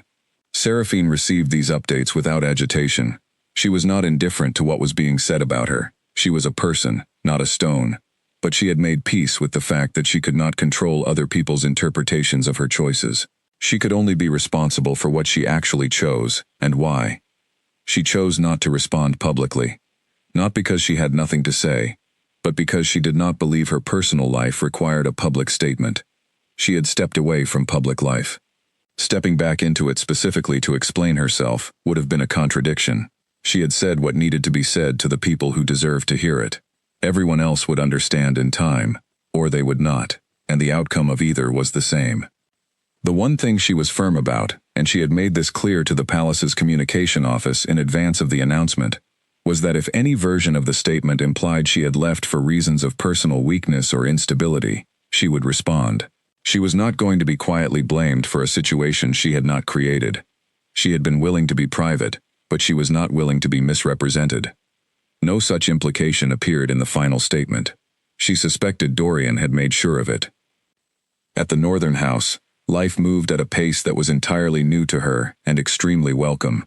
There were no scheduled meetings before 10 in the morning. There were no state dinners requiring weeks of preparation, and the careful management of seating arrangements designed to avoid various diplomatic tensions. There was no constant low-level monitoring of the court's mood, the council's disagreements, the endless small and large negotiations required to keep a large palace running smoothly. There was, instead, a great deal of quiet. She had not understood, until she had the quiet, how much of her energy had been going to managing noise. Not the literal noise of a busy palace, though that existed, but the noise of other people's expectations, of always being observed, of always being in a position where her choices and her manner, and the exact right way she held herself in a room, were all matters of consequence. She had managed all of that, every day, for 3 years, and she had managed it well, but the cost of it had been larger than she had known. The quiet now was not absence, it was presence. The presence of the things that had always been there, but had been crowded out. She could hear herself think. She could sit with a feeling until she understood what it actually was, instead of having to set it aside and return to it later, because there was something else requiring her attention. She could be uncertain about things without needing to quickly resolve the uncertainty into a decision. She began to sleep longer. Not excessively. She was not the kind of person who uses sleep as an escape, but fully, deeply, without waking at 3 in the morning with the list of tomorrow's requirements already organizing itself inside her head. She began to eat more slowly. She had not noticed, at the palace, how quickly she ate. There was always somewhere to be next, always a meal that was also a meeting, always someone waiting politely for her to finish. Now she ate at the kitchen table, usually alone in the mornings, and with Bridget in the evenings, and the food tasted different when you had time to pay attention to it. She began to read for pleasure again, which she had not done properly in 2 years. The palace library was extraordinary, but she had visited it, almost exclusively for research, for historical context on political matters, for documentation she needed for negotiation, for the reference texts that supported her work. Now she read novels, the long, patient kind that ask something from you and give something back in return. She had always loved them, and had half forgotten that she loved them. She wrote letters, real ones, by hand, to people she cared about. To Elaine, who wrote back at length and with her characteristic directness. To 2 women she had become genuinely close to during her time at the palace. Not court women, not women whose friendship involved any political element, but people she had met through her charity work and liked immediately and had not seen enough of. She wrote to them honestly and simply, and they wrote back the same way. She did not write to Dorian. He did not write to her. This was the arrangement, understood without being stated, and it was the right one. She began, in the 3rd week after her return, to take on a small piece of work, not because she felt the need to fill her time. The quiet was still good, still necessary, but because she had identified something that needed doing, and she was the person who could do it. The North had a small but active community of veterans' families, people who had served or lost someone who served, and who had little connection to the larger support networks that existed in the capital. Seraphine had become aware of this during her time as queen, but had not been able to address it directly, because the resources and the relationships required were local rather than national, and she had been operating from a national level. Now she was here. She made a few quiet inquiries. She wrote 2 letters to organizations she knew and trusted. she arranged an informal meeting at the kitchen table of a man named George Harlow, who had served under her father years ago and still lived in the village 6 miles east. 3 people came, then 7, then 12. She did not announce herself as the former queen. She introduced herself as Seraphine Aldrich, which was her name, and which was also the name of General Aldrich's daughter, and in this part of the country that name was enough to open almost any door. She listened more than she spoke in those early meetings. She asked questions and took notes and said very little that was definitive until she understood what was actually needed, rather than what she had assumed would be needed. This approach took longer, but it was the right one. The people she was listening to knew more about their own situation than she did. Her job, in those early weeks, was simply to hear them. The meetings were the best parts of her weeks. They gave her the specific, grounded feeling of doing something that was genuinely useful to actual people, which was the feeling she had been chasing her entire adult life, and had found, in various forms, but never as directly as this. The palace had given her scale. This gave her proximity. And proximity, she was discovering, was a particular kind of satisfaction that scale could not replicate. She was useful here. Immediately, directly, visibly useful, in a way that required no ceremony, and no title, and no management of impressions. She was just a person who had shown up and was paying attention. That was enough. More than enough. In the capital, the court continued its business. The council met and deliberated and argued, and occasionally reached agreements. Dorian managed things, with more visible difficulty than before, according to Elaine's reports. He had made appointments to fill the gaps that Seraphine's departure had created, but gaps created by the absence of a particular person are not always fillable by other people, especially when the person who left was both skilled and had developed specific relationships over time. She did not follow any of this closely. She was not avoiding it out of bitterness. She simply found that it no longer occupied the space in her mind that it once had, because the space was now occupied by things that were more immediately hers. The North had seasons that moved with particular clarity. Cold winters, bright springs, the long amber quality of autumn light across open fields. She had forgotten this, living in the city. She had forgotten how much she was a person who responded to landscape and light. She paid attention to it now. On a Saturday morning in late autumn, she stood in the doorway of the kitchen with her tea, watching the first frost settle across the garden in the early light, and she felt something she wanted to name precisely. Not happiness exactly, though happiness was present. Not simply peace, though that was there too. What she felt was orientation, the sensation of knowing where she was and being glad of it. She had been a long way away from that feeling. She was glad to have found it again. George Harlow, the veteran she had first contacted, became something of an informal guide for her in those early months. He was in his late 60s, broad-shouldered even now, with the quiet directness of a man who had spent a career doing things that required more action than words. He had served under her father for over a decade, and he spoke of General Aldrich with the kind of simple respect that is not performance, the kind that comes from genuinely knowing a person over time. He had known Seraphine when she was a girl, briefly. She did not remember it, but he told her that her father had brought her to visit the regiment once, when she was perhaps 7, and she had asked the men more questions in one afternoon than they typically heard in a week of official visits, and her father had looked quietly proud in the way that fathers try to hide and cannot. She laughed when he told her that. It sounded right. She had always asked questions. George knew everyone in the surrounding villages who had any connection to military service, and he introduced her carefully, one person at a time, in the way that communities work when someone new comes wanting to help. He did not introduce her as a person with power or authority, which she no longer had in any formal sense. He introduced her simply as someone who understood the value of what these families had given, and who wanted to be useful. That framing worked better than any title would have. She met a woman named Diana Marsh, who had lost her son in the Eastern Campaign. Diana was in her late 50s, still sharp and quick, and had been trying for years to establish some form of regular support meeting for parents in her situation. She had encountered bureaucratic walls every time she had tried to move forward. What she needed was not money, or at least not primarily money. She needed someone who could navigate the administrative layer that kept standing between her intention and its realization. Seraphine could navigate that layer. She had spent 3 years living inside it. Within 2 months, Diana's support group had a meeting space, a small, formal structure, and a regular schedule. Seraphine had made 4 phone calls and written 6 letters and attended 2 meetings in person, and none of it had required anything beyond competence and persistence and knowing whose desk the right paperwork needed to reach. Diana, at the conclusion of the last of those meetings, had shaken Seraphine's hand and said with her characteristic directness, "You're very good at this." "So are you," Seraphine said. "You did all the hard work. I just cleared a few things out of your way." "That's what I mean," Diana said. "Most people who try to help make themselves the center of it. You didn't." Seraphine thought about that later, walking home in the evening, along the familiar road between the village and the northern house. She had not consciously tried to keep herself out of the center of the work. She had simply been focused on what the work actually needed.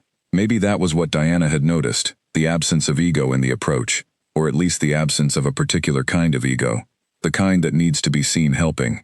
She had been seen at the palace, constantly seen, in the way that royal positions require, and she had managed that visibility carefully and well, but she had never been entirely comfortable with it. She had done it because it was necessary, not because it was satisfying. This was different. This work was quiet and often invisible, and the results were real.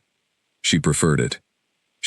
She walked home under a sky that was going from gray to the particular deep blue of a winter evening, and she thought about her father, the way she often did in quiet moments. She thought about the thing he had said once, when she had asked him why he had stayed in service for so long when it was difficult, and sometimes dangerous, and the pay was not remarkable. He had looked at her with the expression he used when he was about to say something simple that was also true, and he had said, "Because the work matters, and because I am useful to it, and because those 2 things together are enough for any person who is paying attention." She had written those words down, as a child, in a small notebook she still had somewhere. She remembered the exact quality of the afternoon when he said it, the low winter light through the kitchen window, the smell of something cooking. She carried them with her, those words, and had for her entire life, and standing on the road in the blue evening, with the lights of the northern house visible ahead, she understood, with more clarity than ever, what he had meant. She had found work that mattered. She was useful to it, and those 2 things together were, exactly as he had said, enough. More than enough. She picked up her pace a little, as the cold deepened with the falling dark, and she smiled to herself, quietly, privately, with no audience and no ceremony. Just a woman on a road, going home. Just that, and it was everything. The weeks continued.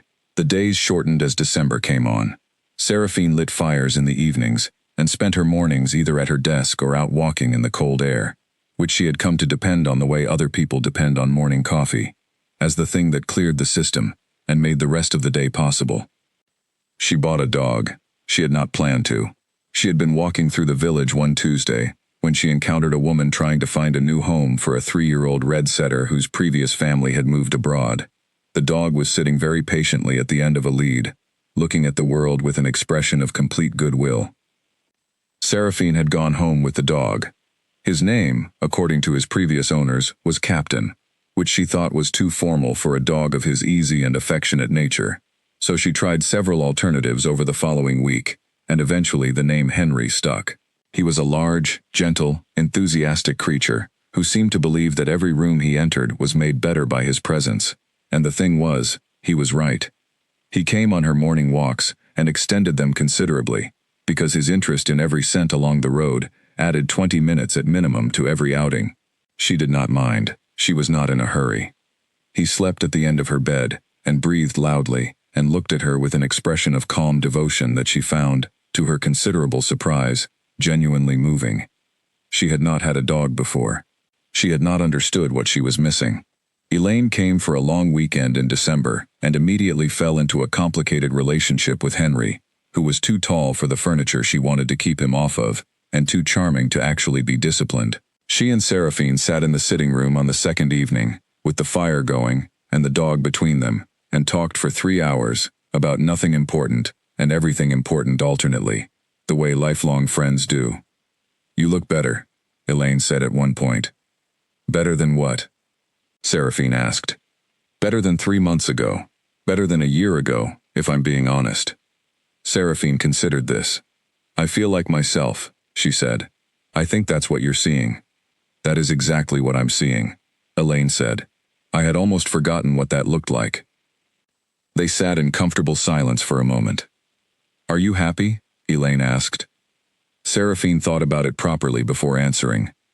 Not in a complete finished way. Some things are still difficult, and some things are still sad, and some mornings are harder than others. But I feel honest. I feel like my life is actually mine. That's something I wasn't sure I would feel again for a while. That's better than happy, Elaine said. Happy comes and goes. What you're describing is a foundation. Seraphine looked at the fire. Yes, she said. I think it is. Henry shifted position, and sighed contentedly, and put his large head on Elaine's feet, and Elaine accepted this without protest. Outside, the first snow of the season was beginning to fall, light and silent, covering the dark garden in white. Winter arrived properly in January, with long frozen mornings and skies the color of pewter, and evenings that came early and stayed long. Seraphine had always liked winter in the north. It asked something of you. It asked you to be intentional, to plan, to make sure the things you needed were ready before you needed them. It rewarded preparation and punished carelessness, and she had always responded well to environments that were honest about their conditions. She fell into a rhythm. Morning walks with Henry through the frozen fields, the ground ringing under their feet, the dog a red streak against the white landscape. Breakfast at the kitchen table, usually porridge in winter because her father had always made it, and she had learned to make it the same way, with a small amount of honey and never enough salt, which she had inherited from him as a preference. Then work. The veteran family's initiative had grown to the point where it needed real structure, not just informal meetings, and she was in the process of building that structure carefully. She had discovered, during those months, that building something well from the beginning saves enormous amounts of repair later. She had also discovered that she was better at building things than she had known, because she had spent 3 years watching how organizations ran at a high level and had absorbed more than she realized. The initiative now had a name, a simple one, the Northern Families Council. It had 8 founding members, a meeting schedule, a basic set of operating principles, and a bank account. It had 2 formal partnerships with existing organizations in the capital that could channel resources northward. It had, through George Harlow's careful introductions, the goodwill of most of the military-connected families in a wide radius. It did not have, yet, formal legal status or a full governing structure. Those were the next steps, and they required paperwork and patience, and the particular kind of navigation that Seraphine was good at. She worked on it steadily, a piece at a time, in the mornings at her desk. She was not doing it to build a legacy, or to make a statement, or to prove anything to anyone. She was doing it because the need was real, and she had the ability to address it, and there was no good reason not to. That was the entirety of her motivation, and she was comfortable with its simplicity. One afternoon in mid-January, she received a letter from a man she did not know, a writer who worked for a publication that covered the kingdom's social and political affairs. He had heard about the Northern Families Council, he wrote, through a source he did not name, and he would very much like to write a piece about it. He was respectful in his language and specific about what he was asking, which she appreciated. He made it clear that the piece would focus on the initiative's work rather than on her, which was the only framing she would have considered. She thought about it for 3 days before responding. She was not eager for coverage. She had spent 3 years being watched, and the relief of not being watched had been one of the genuine gifts of the months since she had left. But the initiative needed resources and awareness, and a well-written piece in the right publication could bring both. The work mattered more than her preference for quiet. She wrote back and agreed, with one condition. She would read the piece before publication and correct any factual errors. She was not asking for editorial control. She did not expect the piece to be flattering or to omit anything uncomfortable. She simply wanted to be sure the facts about the initiative were accurate, because the work deserved accurate representation, even if she herself did not. The writer agreed immediately. The interview took place at the Northern House, over the course of an afternoon. He was younger than his writing had suggested, careful and genuinely curious, and not particularly interested in performing the kind of confrontational interview style that some journalists use to demonstrate their independence. He asked about the initiative, its origins, its current work, where it was headed. He asked about her background and how it had prepared her for this kind of work. He asked, once, carefully, about the end of her time at the palace, phrasing it so that she could answer with as much or as little as she chose. She chose very little. She said that she had made a decision that was right for her, and that she was grateful for the time she had spent in her previous role, and that she hoped the kingdom continued to benefit from good governance. She said it without bitterness, and without subtext that she was trying to smuggle past him, because she genuinely meant it. She was not angry. She was not out to damage anyone. She simply had her own life now, and it was hers, and she was occupied with it. He wrote it down and moved on. The piece published a month later. She read it over her morning tea, and thought it was fair and accurate, and considerably warmer toward her than she had expected. It described the Northern Families Council's work in detail, and quoted several of the members, including George and Diana, in ways that were accurate, and gave them the prominence they deserved. It mentioned her briefly but clearly, as the founder and a primary driver of the initiative, as someone who had brought significant organizational skill and existing relationships to a genuine need. It did not dwell on the palace. It did not editorialize about what her departure meant or had cost. It treated her as what she currently was, rather than what she had previously been, and she was grateful for that. The piece generated more response than she had expected. She received 23 letters, in the 2 weeks after publication, from families across the Northern Territory who had not known the initiative existed. 17 of those families had direct connections to military service. George spent a full week coordinating with her by phone, helping her organize the response and determine the most useful way to bring new people in. The initiative grew.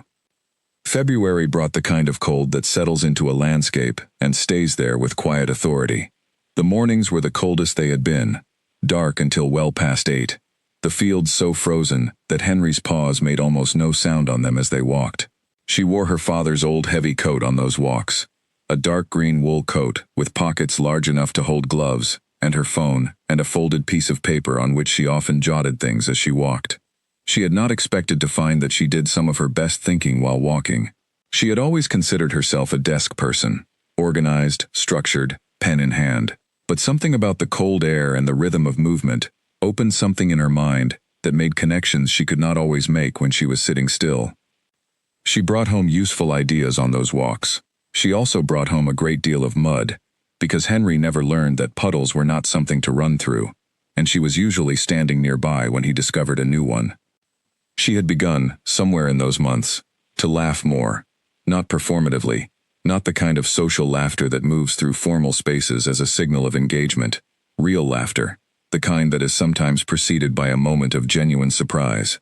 Henry provided a great deal of the raw material for this, partly because he was genuinely funny, and partly because there is something inherently comic about loving a creature that has no interest in dignity. But it was not only the dog.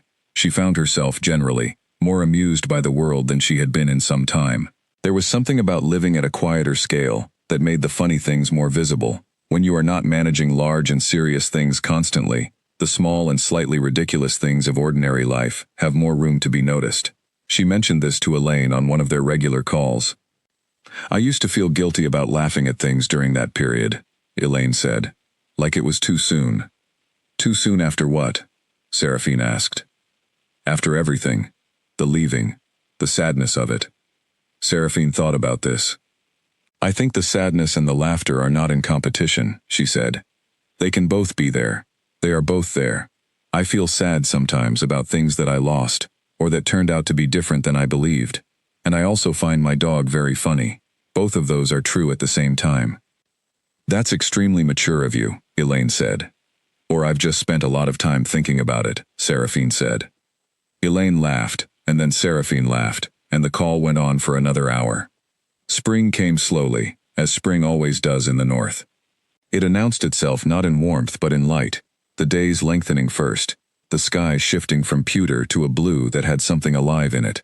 Then the birds came back, and then the first green appeared at the edges of the garden, and then one morning, Seraphine came down to find that the garden had begun in earnest while she was not watching. She went out after breakfast and stood in it. The roses her father had planted were budding, new growth, careful and green, pushing up from roots that had been there through the whole winter, without visible sign of their own survival. She stood looking at them for a while. Then she went back inside and made a second cup of tea and sat at the kitchen table with her notes for the morning and got to work. The day was good. The day was genuinely, simply good. And that, she had learned, was not a small thing. A genuinely good ordinary day is one of the most valuable things a life can contain, and it is most visible to the people who have gone without it, long enough to know what its absence feels like. She knew what its absence felt like, and she received its presence now, with a gratitude that was quiet and real, and did not require an audience. Spring also brought a conversation she had not been expecting. She was at a meeting of the Northern Families Council, a larger one than usual, with several new members and 2 representatives from partner organizations who had made the trip from the capital. The meeting was in the community hall in the village, which they used when the group was too large for any single house. George had arranged chairs in a circle, and Diana had brought food, which she always did, because she believed, firmly, that people think better when they are not hungry. The meeting went well. New members spoke, which was always good. New voices bringing new context, new specific needs that the group had not yet addressed. One of the capital representatives offered resources that could fill a gap that had been bothering Seraphine since the winter. She asked the right questions, and the representative gave useful answers, and they arranged to follow up the following week. At the end of the meeting, after most people had drifted into the informal conversations that always happened at the edges of a gathering, a woman came to speak to her. Her name was Frances Whitmore. She was perhaps 60, white-haired and precise in the way of someone who had spent a career requiring precision of herself. She introduced herself as having recently retired from a senior role in the kingdom's social policy department. She had come to the meeting because a family member had recommended it, she said, but she had also come because she had read the piece in the publication, and because she had been, for some time, looking for something to contribute her experience to. "I have 30 years of policy work behind me," she said, "and I would like to put it in the service of something that actually touches people." Seraphine looked at her carefully. She was the kind of person who showed up knowing what she was offering, and how to offer it. Not diffident, not overreaching, simply direct. Seraphine valued that. "Can you come to the house on Thursday?" she asked. "We can talk properly." Frances said yes. The Thursday meeting lasted 4 hours. Frances was not only experienced, she was creative in the particular way that people who have spent decades inside a system become creative. They know exactly where the system can be bent and where it cannot, and they know how to find the paths through the apparent walls that people from outside cannot see. By the end of 4 hours, they had sketched a plan for moving the Northern Families Council from its current informal structure to something with proper legal standing and a more robust operating model. Frances had identified 3 grants the initiative was eligible for that Seraphine had not known about. She had also identified 2 policy-level changes that, if pursued through the right channels, could create significant benefits for the families they served. It would take time. It would take careful work, but the path was clear. Seraphine walked Frances to the gate at the end of the afternoon and thanked her, and Frances said, in her precise way, "This is good work. I want to help it become lasting work." "So do I," Seraphine said. They shook hands. Henry was sitting at the gate in the way he always sat when strangers came to the house, close enough to be present without crowding, alert but not aggressive. Frances looked at him with the considering expression of someone who has not owned dogs but is open to their company. "What's his name?" she asked. "Henry," Seraphine said. "Good name," Frances said. "Sensible." Henry wagged his tail as if he agreed. Frances left, and Seraphine took Henry on his evening walk, longer than usual, because she wanted to think, and walking was where she thought. She went north along the field path, which was soft with the spring mud, and scattered with the small flowers that came every year without fail, yellow and white, close to the ground. She thought about what she was building. She thought about how different it felt from what she had been building at the palace, larger in scale there, visible in a more formal way, significant in the ways that are recognized by people who keep track of such things. But this was significant in a way that those things were not, and the difference was not about size. It was about root depth. The palace work had mattered, but it had been built on a foundation that included things she had not chosen and had not known were there. The ground had been unsteady beneath her, and she had not known it. What she was building now was on ground she could see and test and understand. She knew what was under her here. She had grown up on this ground. She trusted it. Henry ran ahead and looped back and ran ahead again. the way dogs do when they believe they are managing the pace, and she followed him through the spring evening and thought about lasting things, and about what it takes to build them. Her father had talked about this once, near the end of his life. She had been at the palace by then, and she had come north for the weekend, and they had walked together in this same field, and he had said something she had held on to. He had said, "The things that last are not the things built on the largest ambition, they are the things built on the clearest purpose. A small thing built on a clear purpose will outlast a large thing built on the wrong one. Every time." She had written that down too. She had written a great deal of what her father said. She thought about it now, under the spring sky, with the field soft under her feet, and the dog ranging happily through the long grass. Clear purpose. She had that. She was sure of it now in a way she had not been sure of anything in a long time. The initiative would grow. It would become what it was meant to become. She would do the work carefully and honestly, and she would not rush it, and she would not compromise the foundation for the sake of speed or scale. And it would last. She turned back toward the house as the light faded, Henry falling in beside her with the satisfied ease of a creature who has completed an important task. The lights of the northern house were visible ahead, warm and steady in the dusk. She walked toward them. She was building something real, and for the first time in a very long time, she was certain that she was standing on solid ground. The Dorian Vale had believed, without quite stating it to himself clearly, that he would manage. He had believed this in the way that people believe things they need to believe in order to function, not with full conviction, not with evidence, but with the particular forward momentum of someone who does not allow themselves to look too carefully at what is directly in front of them. In the first weeks after Seraphine left, the palace operated on its existing structure. The systems she had built were in place. The relationships she had developed were still active, still producing results, still functioning the way well-built things function, even after the person who built them has stepped away. He had good staff. He had capable advisors. He had experience. He had every practical resource a king could need. But a palace is not only its practical systems. He noticed the silence at dinner first. Not actual silence. There were often guests, or advisors joining him, or the ordinary background sounds of a large household. But the specific quality of conversation that had existed when she was there was gone, and nothing filled that space the way she had.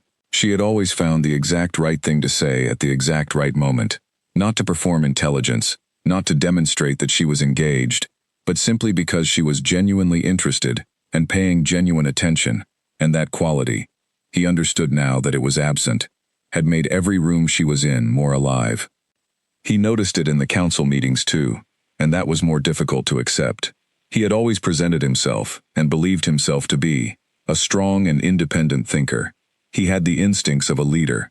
He had made hard decisions under real pressure, and they had generally been right. But there had been, over 3 years of marriage, a pattern he had not fully acknowledged.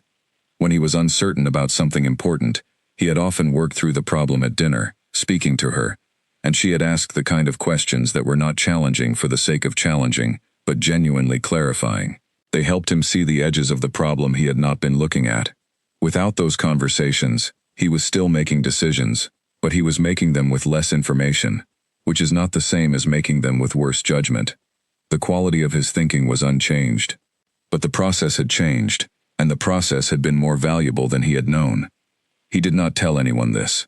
A king who says that he thinks better when talking to his queen is also saying, implicitly, that without his queen his thinking is diminished, and that is not a statement that serves anyone who needs to believe in his leadership.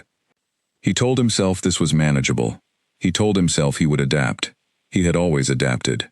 By March, several months after Seraphine's departure, the cracks were visible in places he could not quite cover. The Southern Pact dispute that she had resolved, the river boundary agreement she had personally shepherded to completion, had reopened. A minor technical point in the agreement had not been fully specified, and both sides had chosen incompatible interpretations of the ambiguity. It was not a crisis, but it was the kind of thing that, left unaddressed, could become one. And the two delegations were not responding the same way to his advisors that they had responded to her. He understood why, when he reviewed the correspondence. She had built something with those delegations that went beyond the formal terms of the negotiation. She had made both sides feel heard, in a specific way that had created goodwill. That goodwill was what made them flexible now when things became difficult. Without it, they defaulted to positions. He sent a senior advisor to handle the follow-up meetings. The advisor was competent and experienced. He came back with a partial agreement that held, but required more ongoing monitoring than the original arrangement had. More friction, more management, more ongoing cost. That was fine. He had the resources for it, but it was not how she had built it, and it told him something about the difference between good and exceptional. He thought about her more than he showed. He was careful about how much he showed, not because he was trying to hide something, but because he was trying to be responsible. She had asked for space, and he had given it, and he was going to continue giving it, because it was the right thing to do, and because he understood, finally and more fully than was comfortable, what he had done. He understood that he had built his marriage on a foundation that included something that should not have been there. He had not done it maliciously. He had told himself many things over the years that had made it feel less serious than it was, that he had genuinely felt a responsibility to Mireille, that his care for Seraphine was real and separate, that people were complicated, and that love in the real world did not follow the simple rules of the stories people tell about it. Some of those things were even partially true, but partial truths are the most dangerous kind, because they allow you to build a justification from something real that does not actually justify anything. He had not been honest. That was the thing it came down to, at the bottom of all the more complicated language. He had not been honest with his wife, and the years she had spent building a life with him had been built on a premise that was incomplete, and she had deserved better than that, and he had known it was incomplete and had not told her, and that was the weight he now carried. He carried it without dramatic display. He was not the kind of man who performed his suffering. He got up and did his work, and managed his kingdom, and attended his meetings and made his decisions, and he did all of it as well as he was capable of, which was still quite well. But the weight was real. He was honest enough with himself to feel it fully, and to not try to talk himself out of it or explain it away. He had done something wrong, not in one dramatic moment, but over a long period, in dozens of small choices that had added up to a large failure, and the person who had paid the cost of that failure was the person who had least deserved to. He thought about the morning she had left. He had not watched from the window, because that would have been watching something that was no longer his to watch. But he had heard the car, early in the morning, before the household was fully moving. He had been awake already, as he had been for most of that night. He had heard the car, and he had stayed where he was, and he had not moved. He had let her go, because it was right, because she deserved to go, freely, and without being followed by his need for her to stay. That was possibly the most honest thing he had done in the entire relationship. He hoped, in a way he did not share with anyone, that she was doing well. He hoped the North was treating her kindly. He hoped she had found the thing she had always been moving toward, without knowing that she was moving toward it. In the 3 years he had watched her grow into herself in the palace, more capable, more confident, more clearly herself with each passing year, as if the palace had not made her, but had provided the stage on which she finally became what she already was. He had been lucky, for a time, to be in the room while that was happening. He understood that was not nothing, even if it was not everything it should have been. A young advisor came to him in April with a question about a policy matter that was sitting at the intersection of military tradition and social services, and Dorian worked through it with him, asking questions, identifying the parts that needed more information, suggesting a path. The advisor left looking considerably more organized than when he had arrived. Dorian turned back to his desk. He was still good at this. The work still moved under his hands the way it always had. He was a capable leader, and he was going to continue to be one, because the alternative was to let his personal failures contaminate his public responsibilities, and that was a form of irresponsibility he refused. The kingdom needed him to function well. He was going to function well, but he was also going to be honest with himself about the cost of what he had done, and he was not going to rush the reckoning or talk himself past it. He owed that much to himself. And he owed it to the woman who had sat across from him in the blue sitting room and told him, with complete clarity and composure, that she had always been honest and that he had always known it. He had always known it. And he thought about that, quietly, every day. The court's relationship with Dorian's leadership shifted in ways that were subtle at first and then less so, It was not that people had less confidence in him as a strategist or decision-maker. His fundamental capabilities were unchanged. But there had been a quality to the palace under Seraphine's presence that was difficult to name and impossible to replicate. A kind of moral coherence, a sense that the values being stated in public were the same ones operating in private, that the leadership was, at its core, honest. Courts are sensitive to this quality even when they cannot define it. People who work close to power develop excellent instincts for the gap between what is said and what is true, because navigating that gap is part of their daily work. And when that gap closes, when they find themselves working under leadership that is genuinely aligned in its public and private faces, they relax in a way they do not even notice until the quality disappears. It had disappeared, and they noticed. Not through any dramatic expression of dissatisfaction. The palace did not erupt.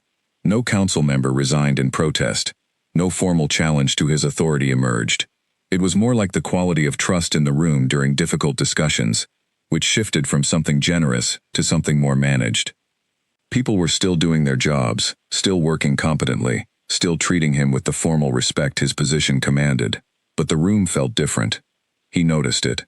He was perceptive enough to notice it, and he was honest enough with himself to understand what had caused it. He made a decision in May, quiet and without announcement.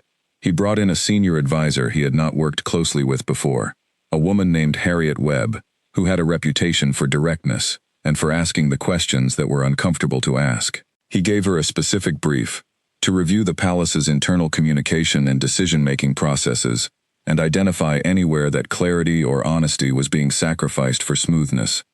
It was, he knew, only a beginning.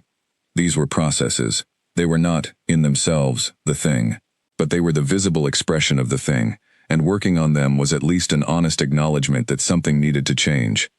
Harriet Webb accepted the brief without comment, which told him she was exactly the right person for it. She came back 4 weeks later with a report that was 12 pages long and unsparing. She had found exactly what he had suspected she would find, and several things he had not expected. He read it twice and made notes, and then called her back in, and they talked through it for 2 hours. At the end, she said, "This is addressable. All of it.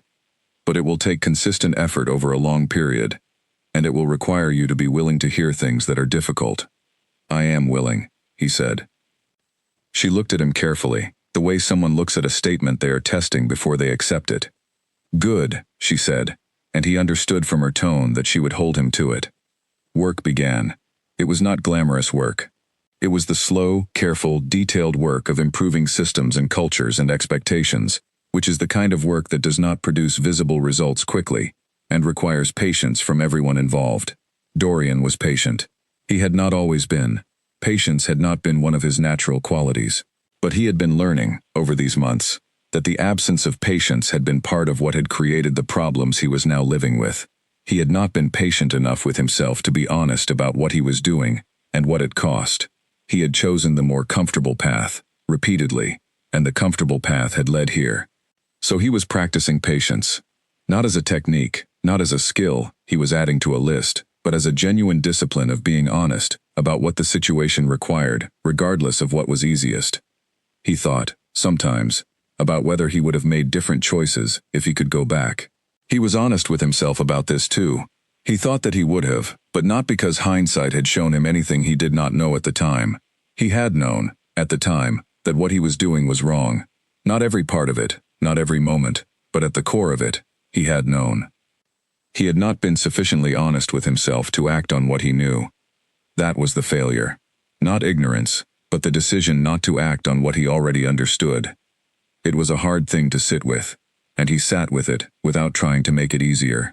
He thought of it as a form of accountability, not punishment, not endless self-criticism, but a clear-eyed acknowledgement of what had happened, that he would not allow himself to smooth over or explain away. In July, he received a letter from the head of a pack in the Southern Territory. It was a formal letter, business-oriented, about a matter of shared resource management. But at the end, the pack leader added a personal note, a few sentences saying that the agreement that had been put in place the previous year, the river boundary settlement, had been holding up well and had improved relations between his community and the neighboring pack in ways that were still being felt. He thanked the work of the Queen's office for its quality, without naming anyone specifically, but the intent was plain. Dorian read the letter twice. Then he set it on the edge of his desk, where it sat for the rest of the afternoon, in his peripheral vision as he worked. She had built that. She had built it carefully and honestly, and it was still standing, and still helping people. Good work, he thought. Good, lasting work. He was glad it existed, regardless of everything else. He was trying to build work like that himself, now. He was not sure he would achieve it. But he was trying in a way he had not tried before, with the full honesty of a man who understood what the trying was for. The summer moved forward. The palace prepared for the annual season of formal events that occupied July and August, diplomatic visits, ceremonial occasions, the required public appearances that were part of the machinery of rule. He attended them all, and performed them well, and managed the requirements of the position with the competence he had always had. But in the evenings, when the formal requirements of the day were done, he found himself drawn to a different kind of work. He had started, in a quiet way, reviewing the historical records of the Eastern Campaign, not the official summaries he had been given at the time, but the detailed journals and reports that existed in the palace archives. He was not sure what he was looking for. Perhaps nothing specific. Perhaps simply the honesty of looking at something important, without the filter of how he had needed to see it at the time. He read about General Voss. He read the man's actual field reports, in his own handwriting, precise and thorough, and reflecting a mind that was clear and careful, even under difficult conditions. He read the accounts of the campaign from multiple perspectives, and he let himself understand more fully than he had allowed himself to before, what had been lost, and what he had carried since. He was not doing this to assign blame, or to reopen something that had long since closed. He was doing it because he had spent years running from a clear look at that chapter, and running from it had been part of what had kept him from being honest about everything that came after. He sat with the old documents in the lamplight, and he read them honestly, all the way through. And when he finished, he closed the folders, and sat quietly for a moment. He had made mistakes in that campaign, not the obvious ones, not the decisions that could be second-guessed with military strategy, but the ones that had mattered more in the long run, the mistakes of emotion, of letting guilt become something other than guilt, of not handling it the way an honest person should handle it, which is to face it, name it, carry it properly, and not let it become a private architecture that you build your life around without telling anyone. He had built that architecture, he had lived in it, and the people who loved him had lived in it without knowing what it was made of. He would not do that again. He was not sure that vow was worth anything to anyone.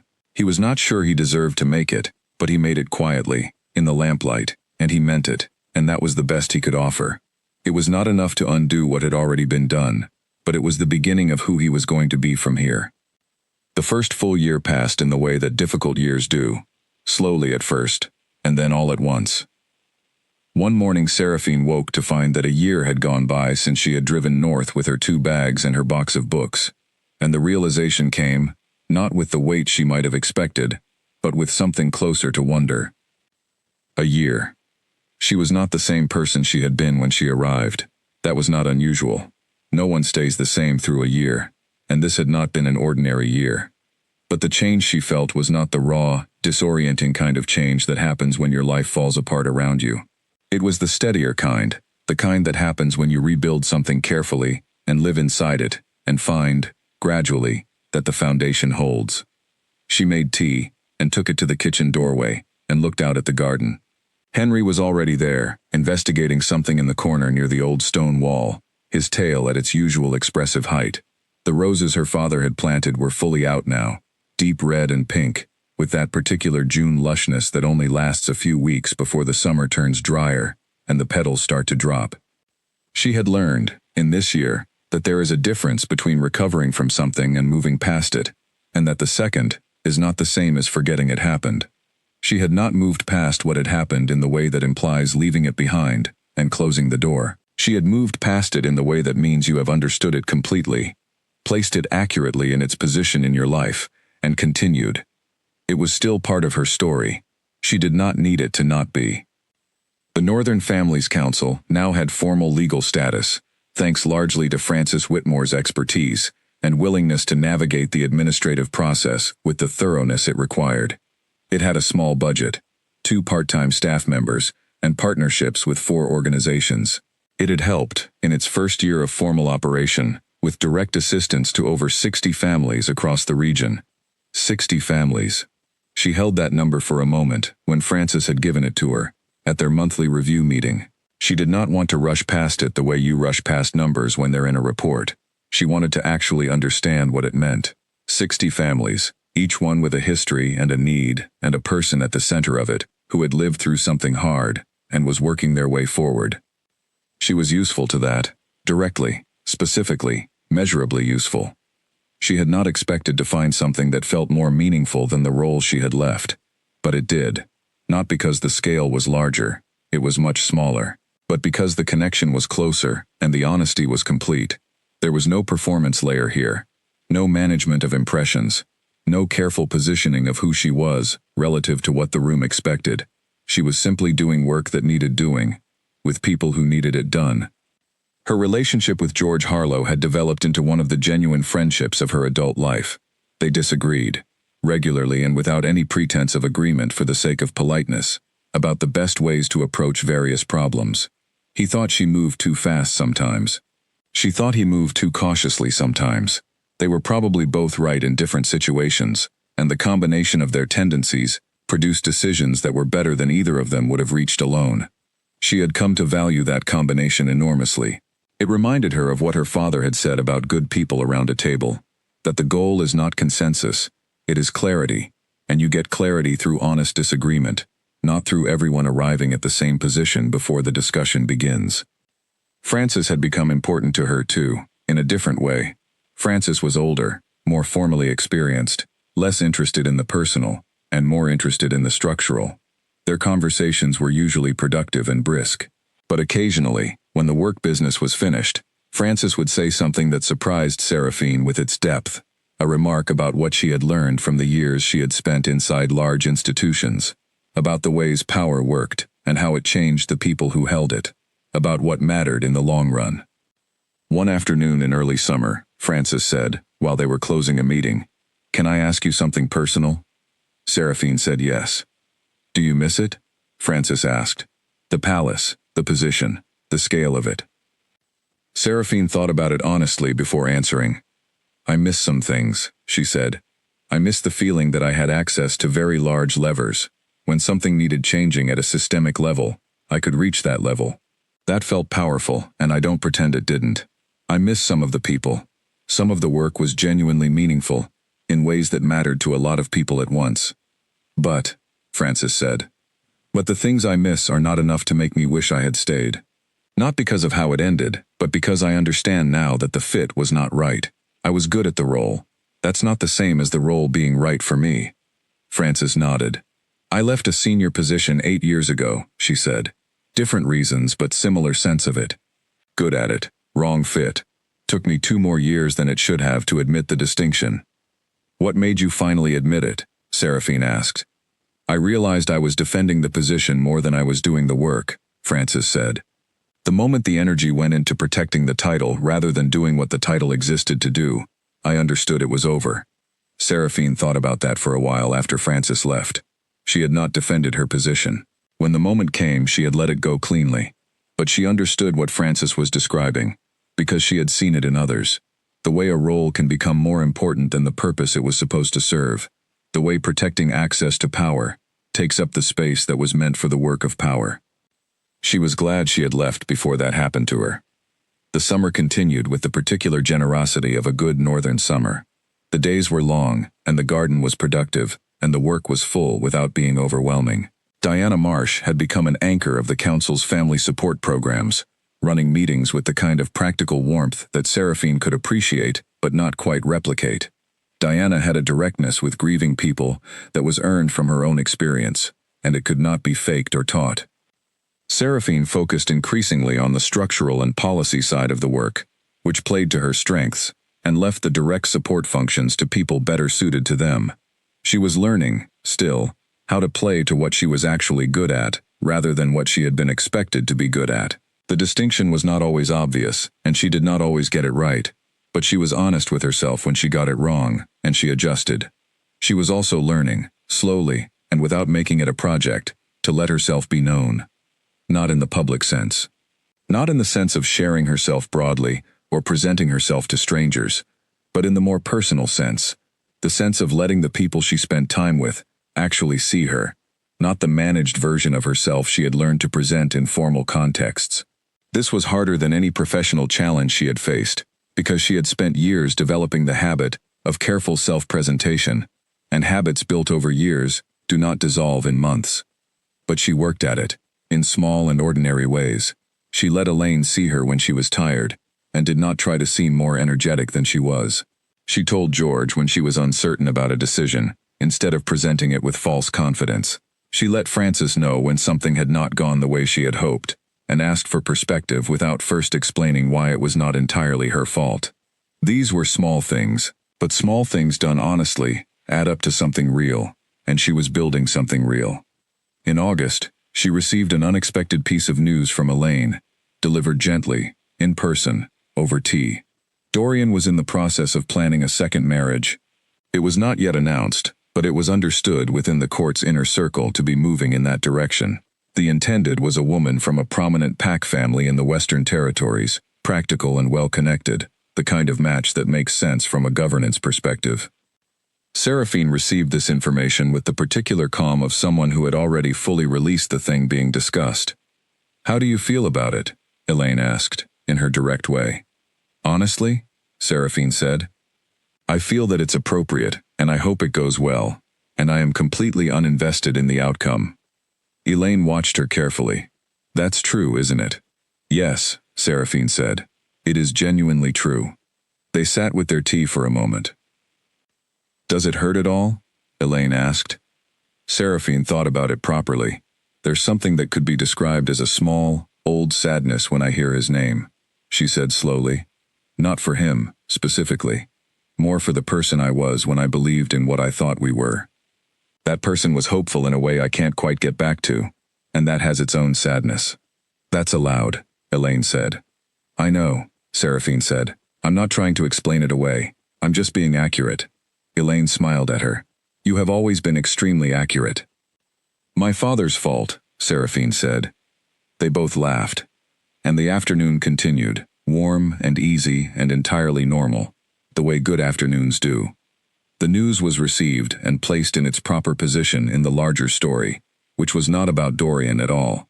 It was about Seraphine, and where she was, and what she was building, and the kind of person she was becoming in the patient, honest, daily work of living a life that was genuinely hers. She walked Elaine to her car at the end of the afternoon. Henry came along because he always came along. The evening light was doing something beautiful across the top of the north field, that particular low summer light that makes everything look more real than it usually does, edged and clear and a little golden. "I'm proud of you," Elaine said, at the car door. "I'm proud of me too," Seraphine said, "a little bit, when I'm being honest." Elaine hugged her, a proper hug, the kind between people who have known each other for decades. Then she drove away down the lane, and Seraphine stood and watched until the car had gone around the bend, Henry leaning against her leg. She looked at the field. The light was still doing its thing, golden and clear. She was all right. She was genuinely, honestly, thoroughly all right. She turned and walked back to the house, and the evening was warm around her, and Henry's tail swept back and forth like a slow metronome, keeping the time of an ordinary, good, hers entirely day. September came with a shift in the light, and the first cool mornings that preceded autumn. She had always noticed seasons most sharply at their beginnings, at the moment when one thing became another thing. There was something precise about that moment that appealed to her in the same way that a well-structured argument or a clearly stated agreement appealed to her, the sense of things being what they were, without ambiguity. The Northern Families Council was preparing its first annual report. This was Frances's idea, and it was a good one, not only as a document for the organizations they worked with, but as a way of forcing the internal honesty of looking at the full year and asking, what did we set out to do? What did we actually do? What worked? What did not? What should change? Seraphine led the drafting of the report. She worked on it for 2 weeks, in the mornings after her walk, building it in the patient way she built all her written work, starting with the honest facts, and then finding the language that made those facts clear to someone who was not already inside the work. She discovered, writing the report, that the year had been better than she had sometimes felt during it. The feeling inside difficult work is often a poor measure of the actual progress. You feel the friction and the setbacks disproportionately, because they are the things that require effort, while the things that go well tend to smooth past without fully registering. Looking back over 12 months with the facts in front of her, she could see that more had been achieved than her in-the-moment experience had suggested. She made a note of this for herself, as a reminder for future years. Your worst days in a project are usually not representative of the project. Do not use them as the measure. The report was finished in late September. Frances reviewed it, suggested 3 changes, all of which Seraphine agreed with, and they sent it to their partner organizations and to the founding members of the council. George read it over 2 days and then called her. "This is a good document," he said, which from George was the equivalent of someone else's enthusiastic praise. "Thank you," she said. "You should be proud," he said, "of the year, of what's here." She thought about that. She realized, she was genuinely proud, not in the self-satisfied way but in the earned way, the kind of pride that comes from having done something difficult honestly and seen it hold. "I am," she said. "I actually am." "Your father would be pleased," George said. She was quiet for a moment. "I think about that sometimes," she said, "whether what I'm doing would make sense to him." "It would," George said, with the certainty of a man who had known her father for many years. He was not interested in grand things. He was interested in things that worked. "This works." She held on to that after the call. It was one of the best things anyone had said to her in the whole year, and she let it matter the way it deserved to matter. October brought a request she had not expected. A woman named Lena Clark, who worked for an advocacy organization based in the capital, contacted her through the council's official channel. Lena's organization worked on policy reform for military families at the national level, and she had read about the Northern Families Council in the piece published early in the year. She was writing to ask if Seraphine would consider joining a working group that was developing formal policy recommendations for the next parliamentary session. The group had 7 members. Seraphine would be the 8th. The work would be conducted over 6 months, mostly through written submissions and 3 or 4 in-person meetings, some of which would be in the capital. She read the letter twice. Going to the capital was something she had deliberately not done. Not because she was afraid of it, she was not, but because she had needed, for the first year, to be fully present in the North, to let that life establish itself without the pull of the old one. She had been right about that. The year had been what it needed to be. But a year had passed. And this was genuinely interesting work, aligned with everything she was already doing, with people who had expertise she lacked and could learn from. The policy level was exactly the kind of work that Frances had identified as the next step for the council's impact. She replied saying she was interested and asking for more detail. 3 letters and 1 phone call later, she agreed. She told George over tea one afternoon. "Good," he said immediately. "You think it's the right move?" she asked. "I think you've been ready for something like this for 3 months, he said. "You were just waiting for it to show up in the right form." She thought he was probably right. She told Elaine. "Oh, thank goodness," Elaine said. "I was wondering when you were going to start moving at your actual speed." "My actual speed," Seraphine said. "You are not a person who works well at half capacity," Elaine said, without any criticism in it. "You needed the year at the pace you set it. But you are clearly ready for more, and I have been watching you be too careful about admitting it." Seraphine laughed. "You are extremely forthright." "One of us has to be," Elaine said. The preparation for the working group occupied November in a useful way. She read the existing policy landscape carefully, built a view of where the most significant gaps were, and started mapping the Northern Families Council's experience onto those gaps in a way that could translate into concrete recommendations. She was good at this. She had always been good at this. The ability to move between the specific and the general, between one family's real situation and the policy that should address situations like theirs. This was the skill she had developed over years, and it had not faded during the months of quieter work. If anything, the grounded specificity of the council's work had made it sharper. She was going to walk into the first working group meeting with the most useful thing any participant can bring, which is not impressive language or high-level framing, but actual contact with the reality the policy is supposed to address. She began to feel something she recognized from her best days at the palace, that particular quality of energy that exists when you are doing work you are well suited to and well prepared for, and the stakes are real, and the outcome matters. Not excitement, exactly. Something quieter and more sustained than excitement, a sense of readiness. She had been ready, she realized, for some time. Elaine was right. She had been careful not to admit it, because the caution of the first year had been necessary, and she had not wanted to risk moving too soon. But she was not moving too soon now. She was moving at exactly the right moment. Henry came and put his head on her knee while she was reading one evening, in the way he did when he felt that she had been at the desk for long enough. She set the papers down and looked at him. "You're right," she told him. "Let's walk."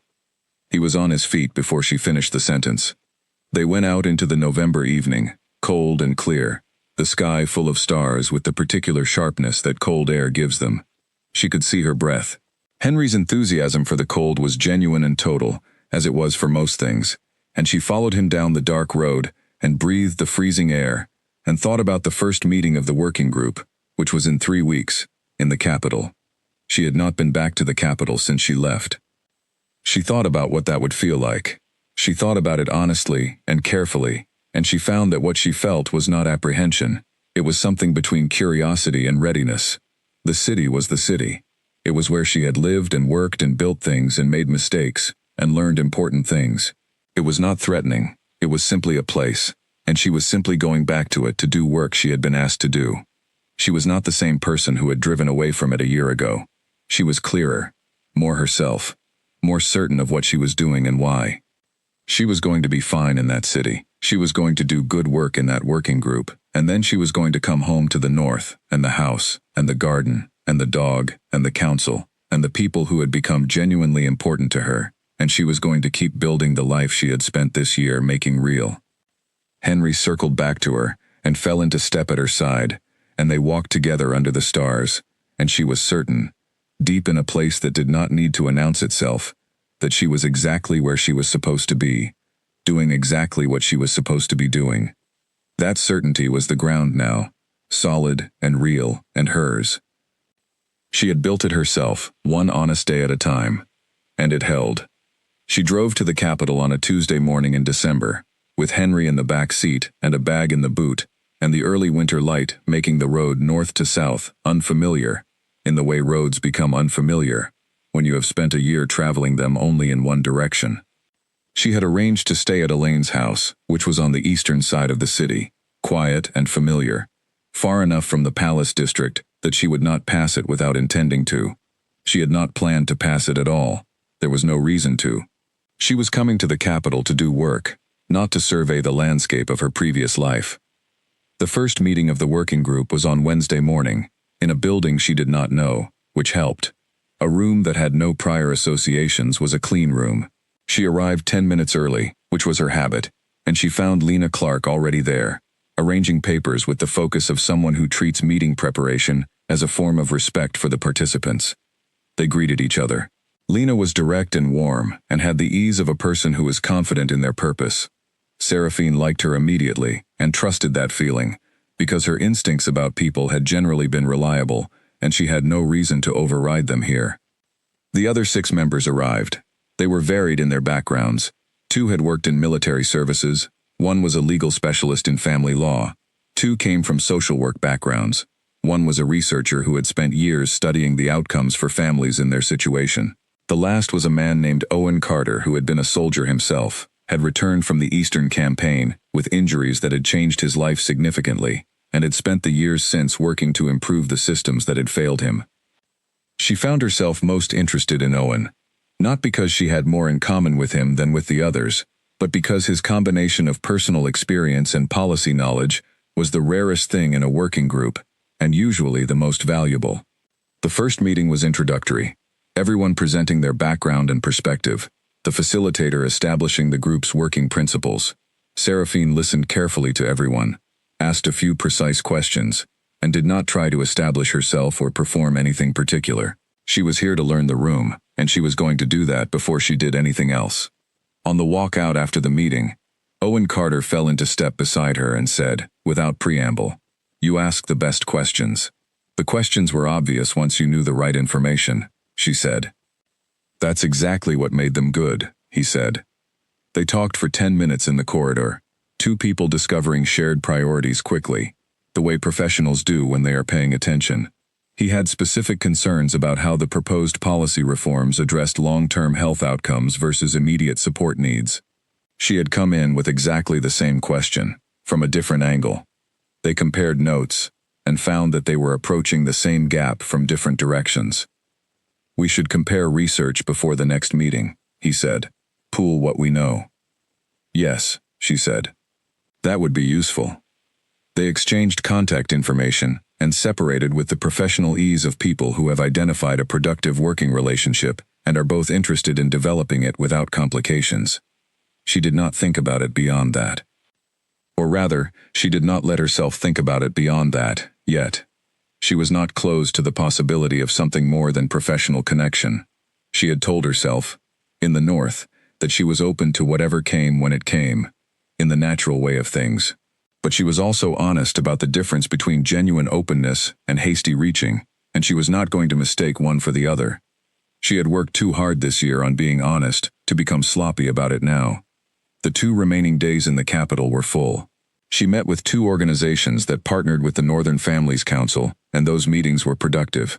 She had dinner with Elaine one evening and lunch with Diana Marsh, who had come down from the north specifically to see someone about an unrelated matter, and had organized the timing to coincide with Seraphine's visit. Diana, over soup in a quiet restaurant, said with her characteristic lack of ceremony, "You look different." "Different how?" Seraphine asked. "Settled," Diana said. "Like you're in the right place inside yourself." "That's an unusual way to describe it," Seraphine said. "It's an accurate one," Diana said. Seraphine thought it probably was. She did not go near the Palace District. She did not seek out news of it, or ask Elaine what she knew. She was not avoiding the subject with difficulty. It simply was not part of what this visit was about, and she found that the city, seen without reference to the palace, was just a city, a place where she had once lived, and where she now occasionally came to do work. It did not have the emotional charge she might have expected.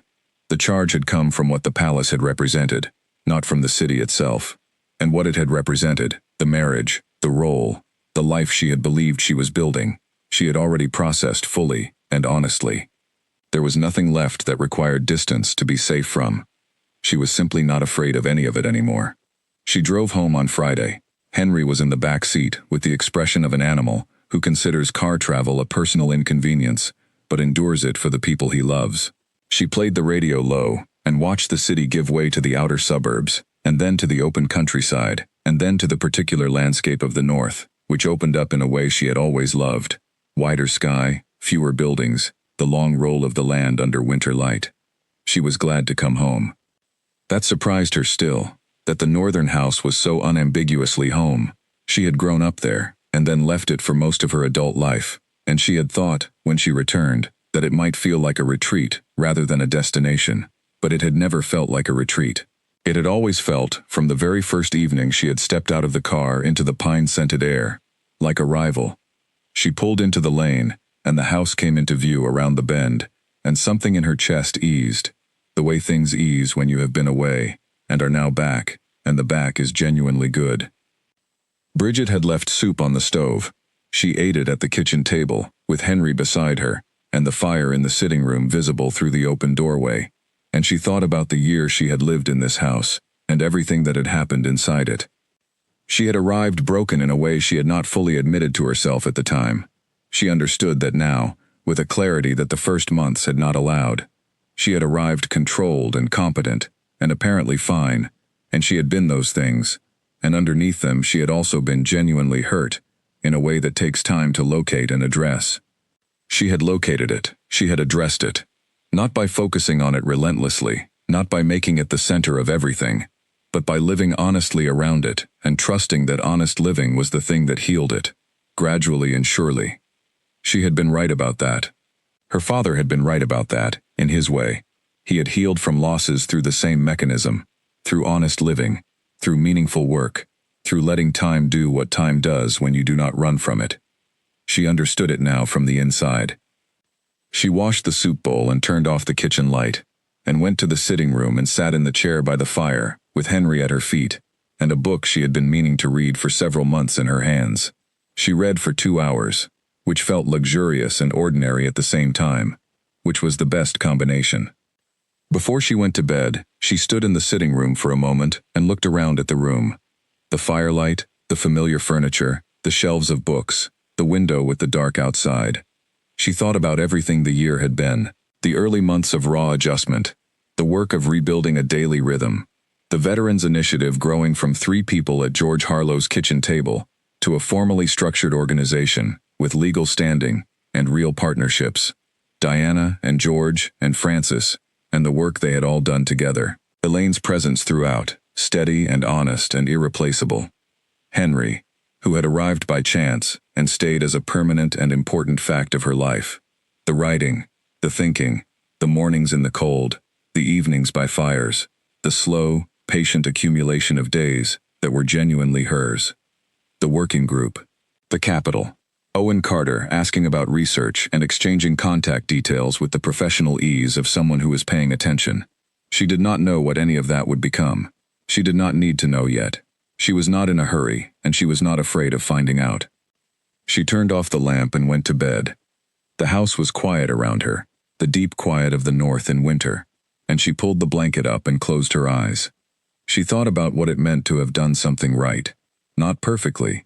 She had never claimed perfection and never would, but right, in the sense of aligned with what she actually believed and valued, built on honest ground, pointing in a direction she had chosen with her eyes open.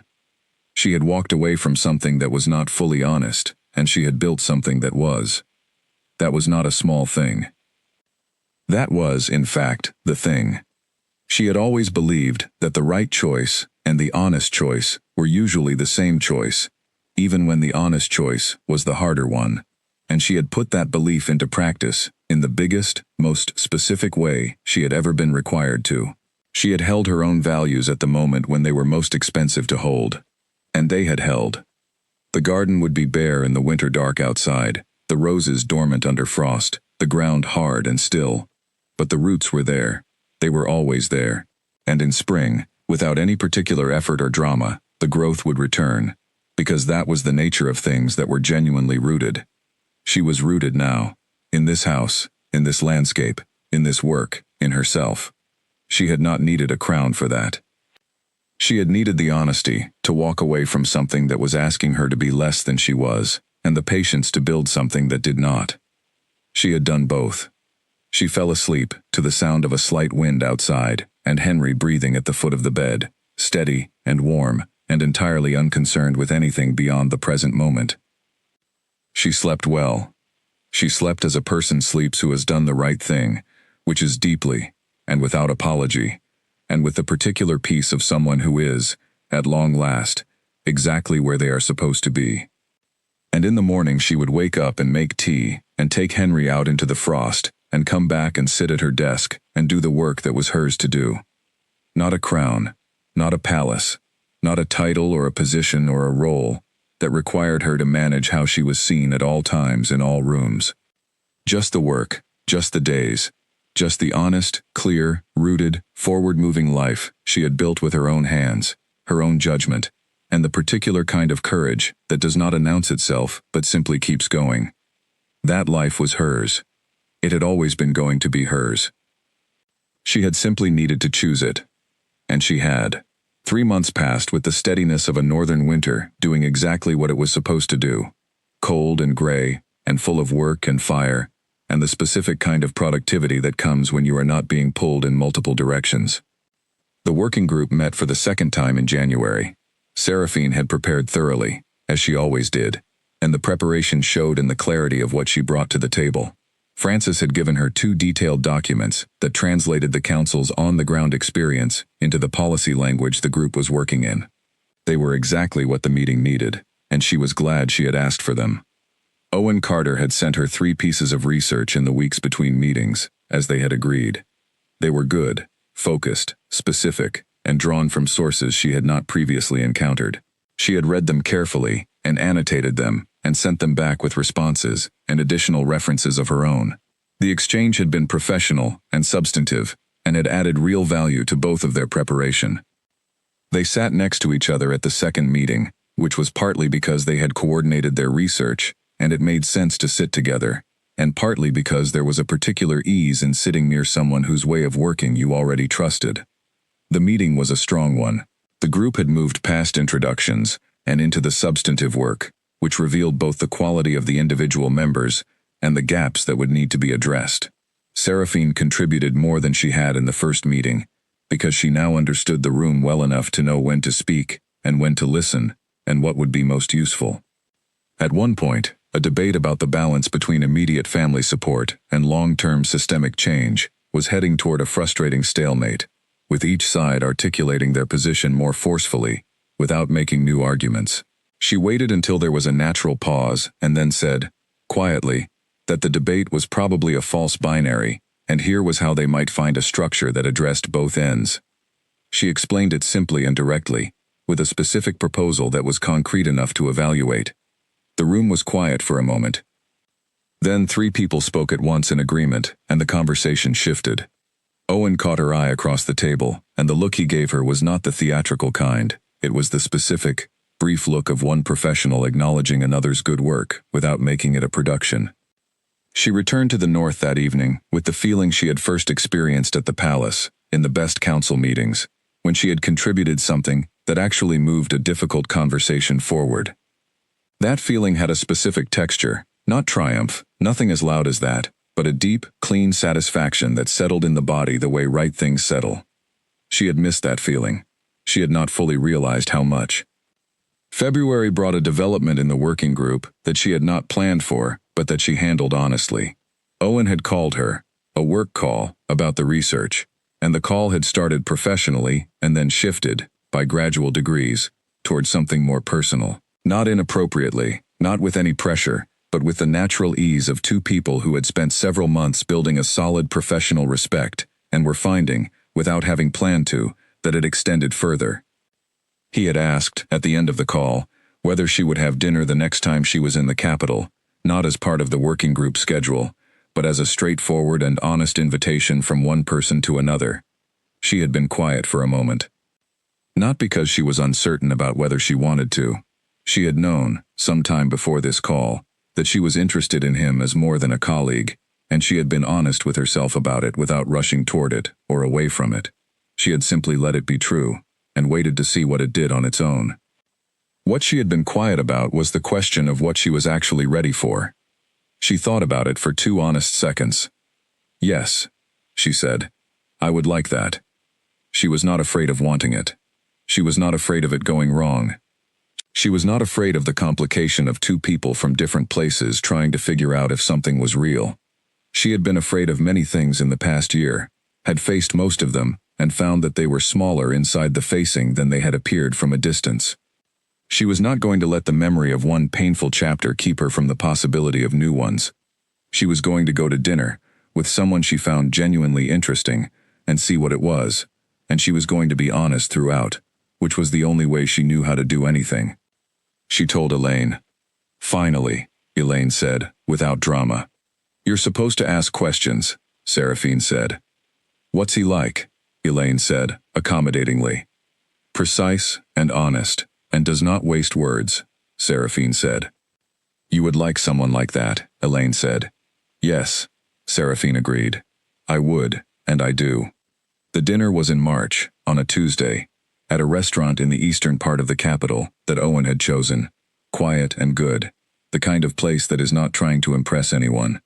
She arrived 3 minutes early, and he was already there, which told her something.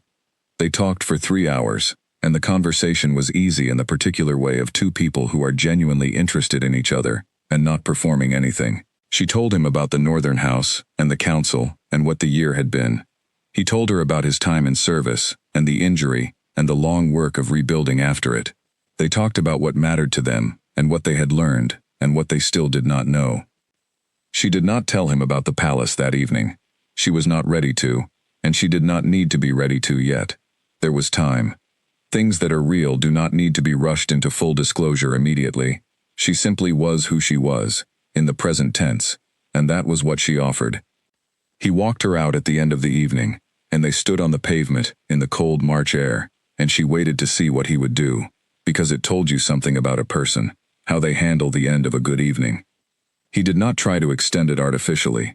He said it had been genuinely good, which it had been, and he asked if she would like to do it again, which she would, and she said so directly, and they agreed to talk in the week, and that was that. She drove home to Elaine's house and sat in the kitchen, and drank a glass of water, and felt the evening settle around her like something new and light. She did not know what it was yet. She knew she liked him. She knew the conversation had been real. She knew she was, for the first time in a long time, genuinely curious about where something might go, rather than managing expectations about where it wouldn't. That was enough for tonight. She went to sleep and in the morning drove home to the north, where spring was beginning its gradual, unhurried announcement, and Henry was waiting with the whole-body enthusiasm of an animal who believes every return is the best return, and the garden was green at the edges, and the sky was the particular blue of a clear March morning. She parked the car and let Henry out, and he ran to the nearest interesting smell, with the devotion of a creature who knows what matters. She stood in the lane and breathed the air. She was not finished. She had never believed she would be finished. That was not the nature of a life. There was always more work and more change and more things to figure out, and more moments of uncertainty and more mornings, when you had to decide again to be honest, and to be present, and to keep going. She was going to keep going. She was going to build the council into something lasting. She was going to do good work on the policy group. She was going to let something new and careful and possibly important grow in its own time, without pushing it or containing it. She was going to continue to live in the north, in the house where she had started, and to walk the frozen fields in winter and the green ones in summer, and to let Henry make her laugh in the way that only a large and earnest dog can. She was going to be honest, always, in every room, with every person who mattered, including herself. That was the thing she had learned this year. Not a new thing. She had always believed in honesty, but she had learned it differently, from the inside, from having been on the side of someone who had not been given it, and knowing what that cost, and what it took to recover from. Honesty was not a tactic. It was not a value you applied when convenient. It was the ground everything real was built on, and without it, the most beautiful and convincing structure in the world was standing on nothing. She had walked away from a structure built on nothing. She had built, over a year, something built on ground she could see and test and trust. It was smaller, quieter, less visible to the world at large. It did not have the scale of a palace or the weight of a crown, but it was hers, completely, honestly, solidly hers. And it held.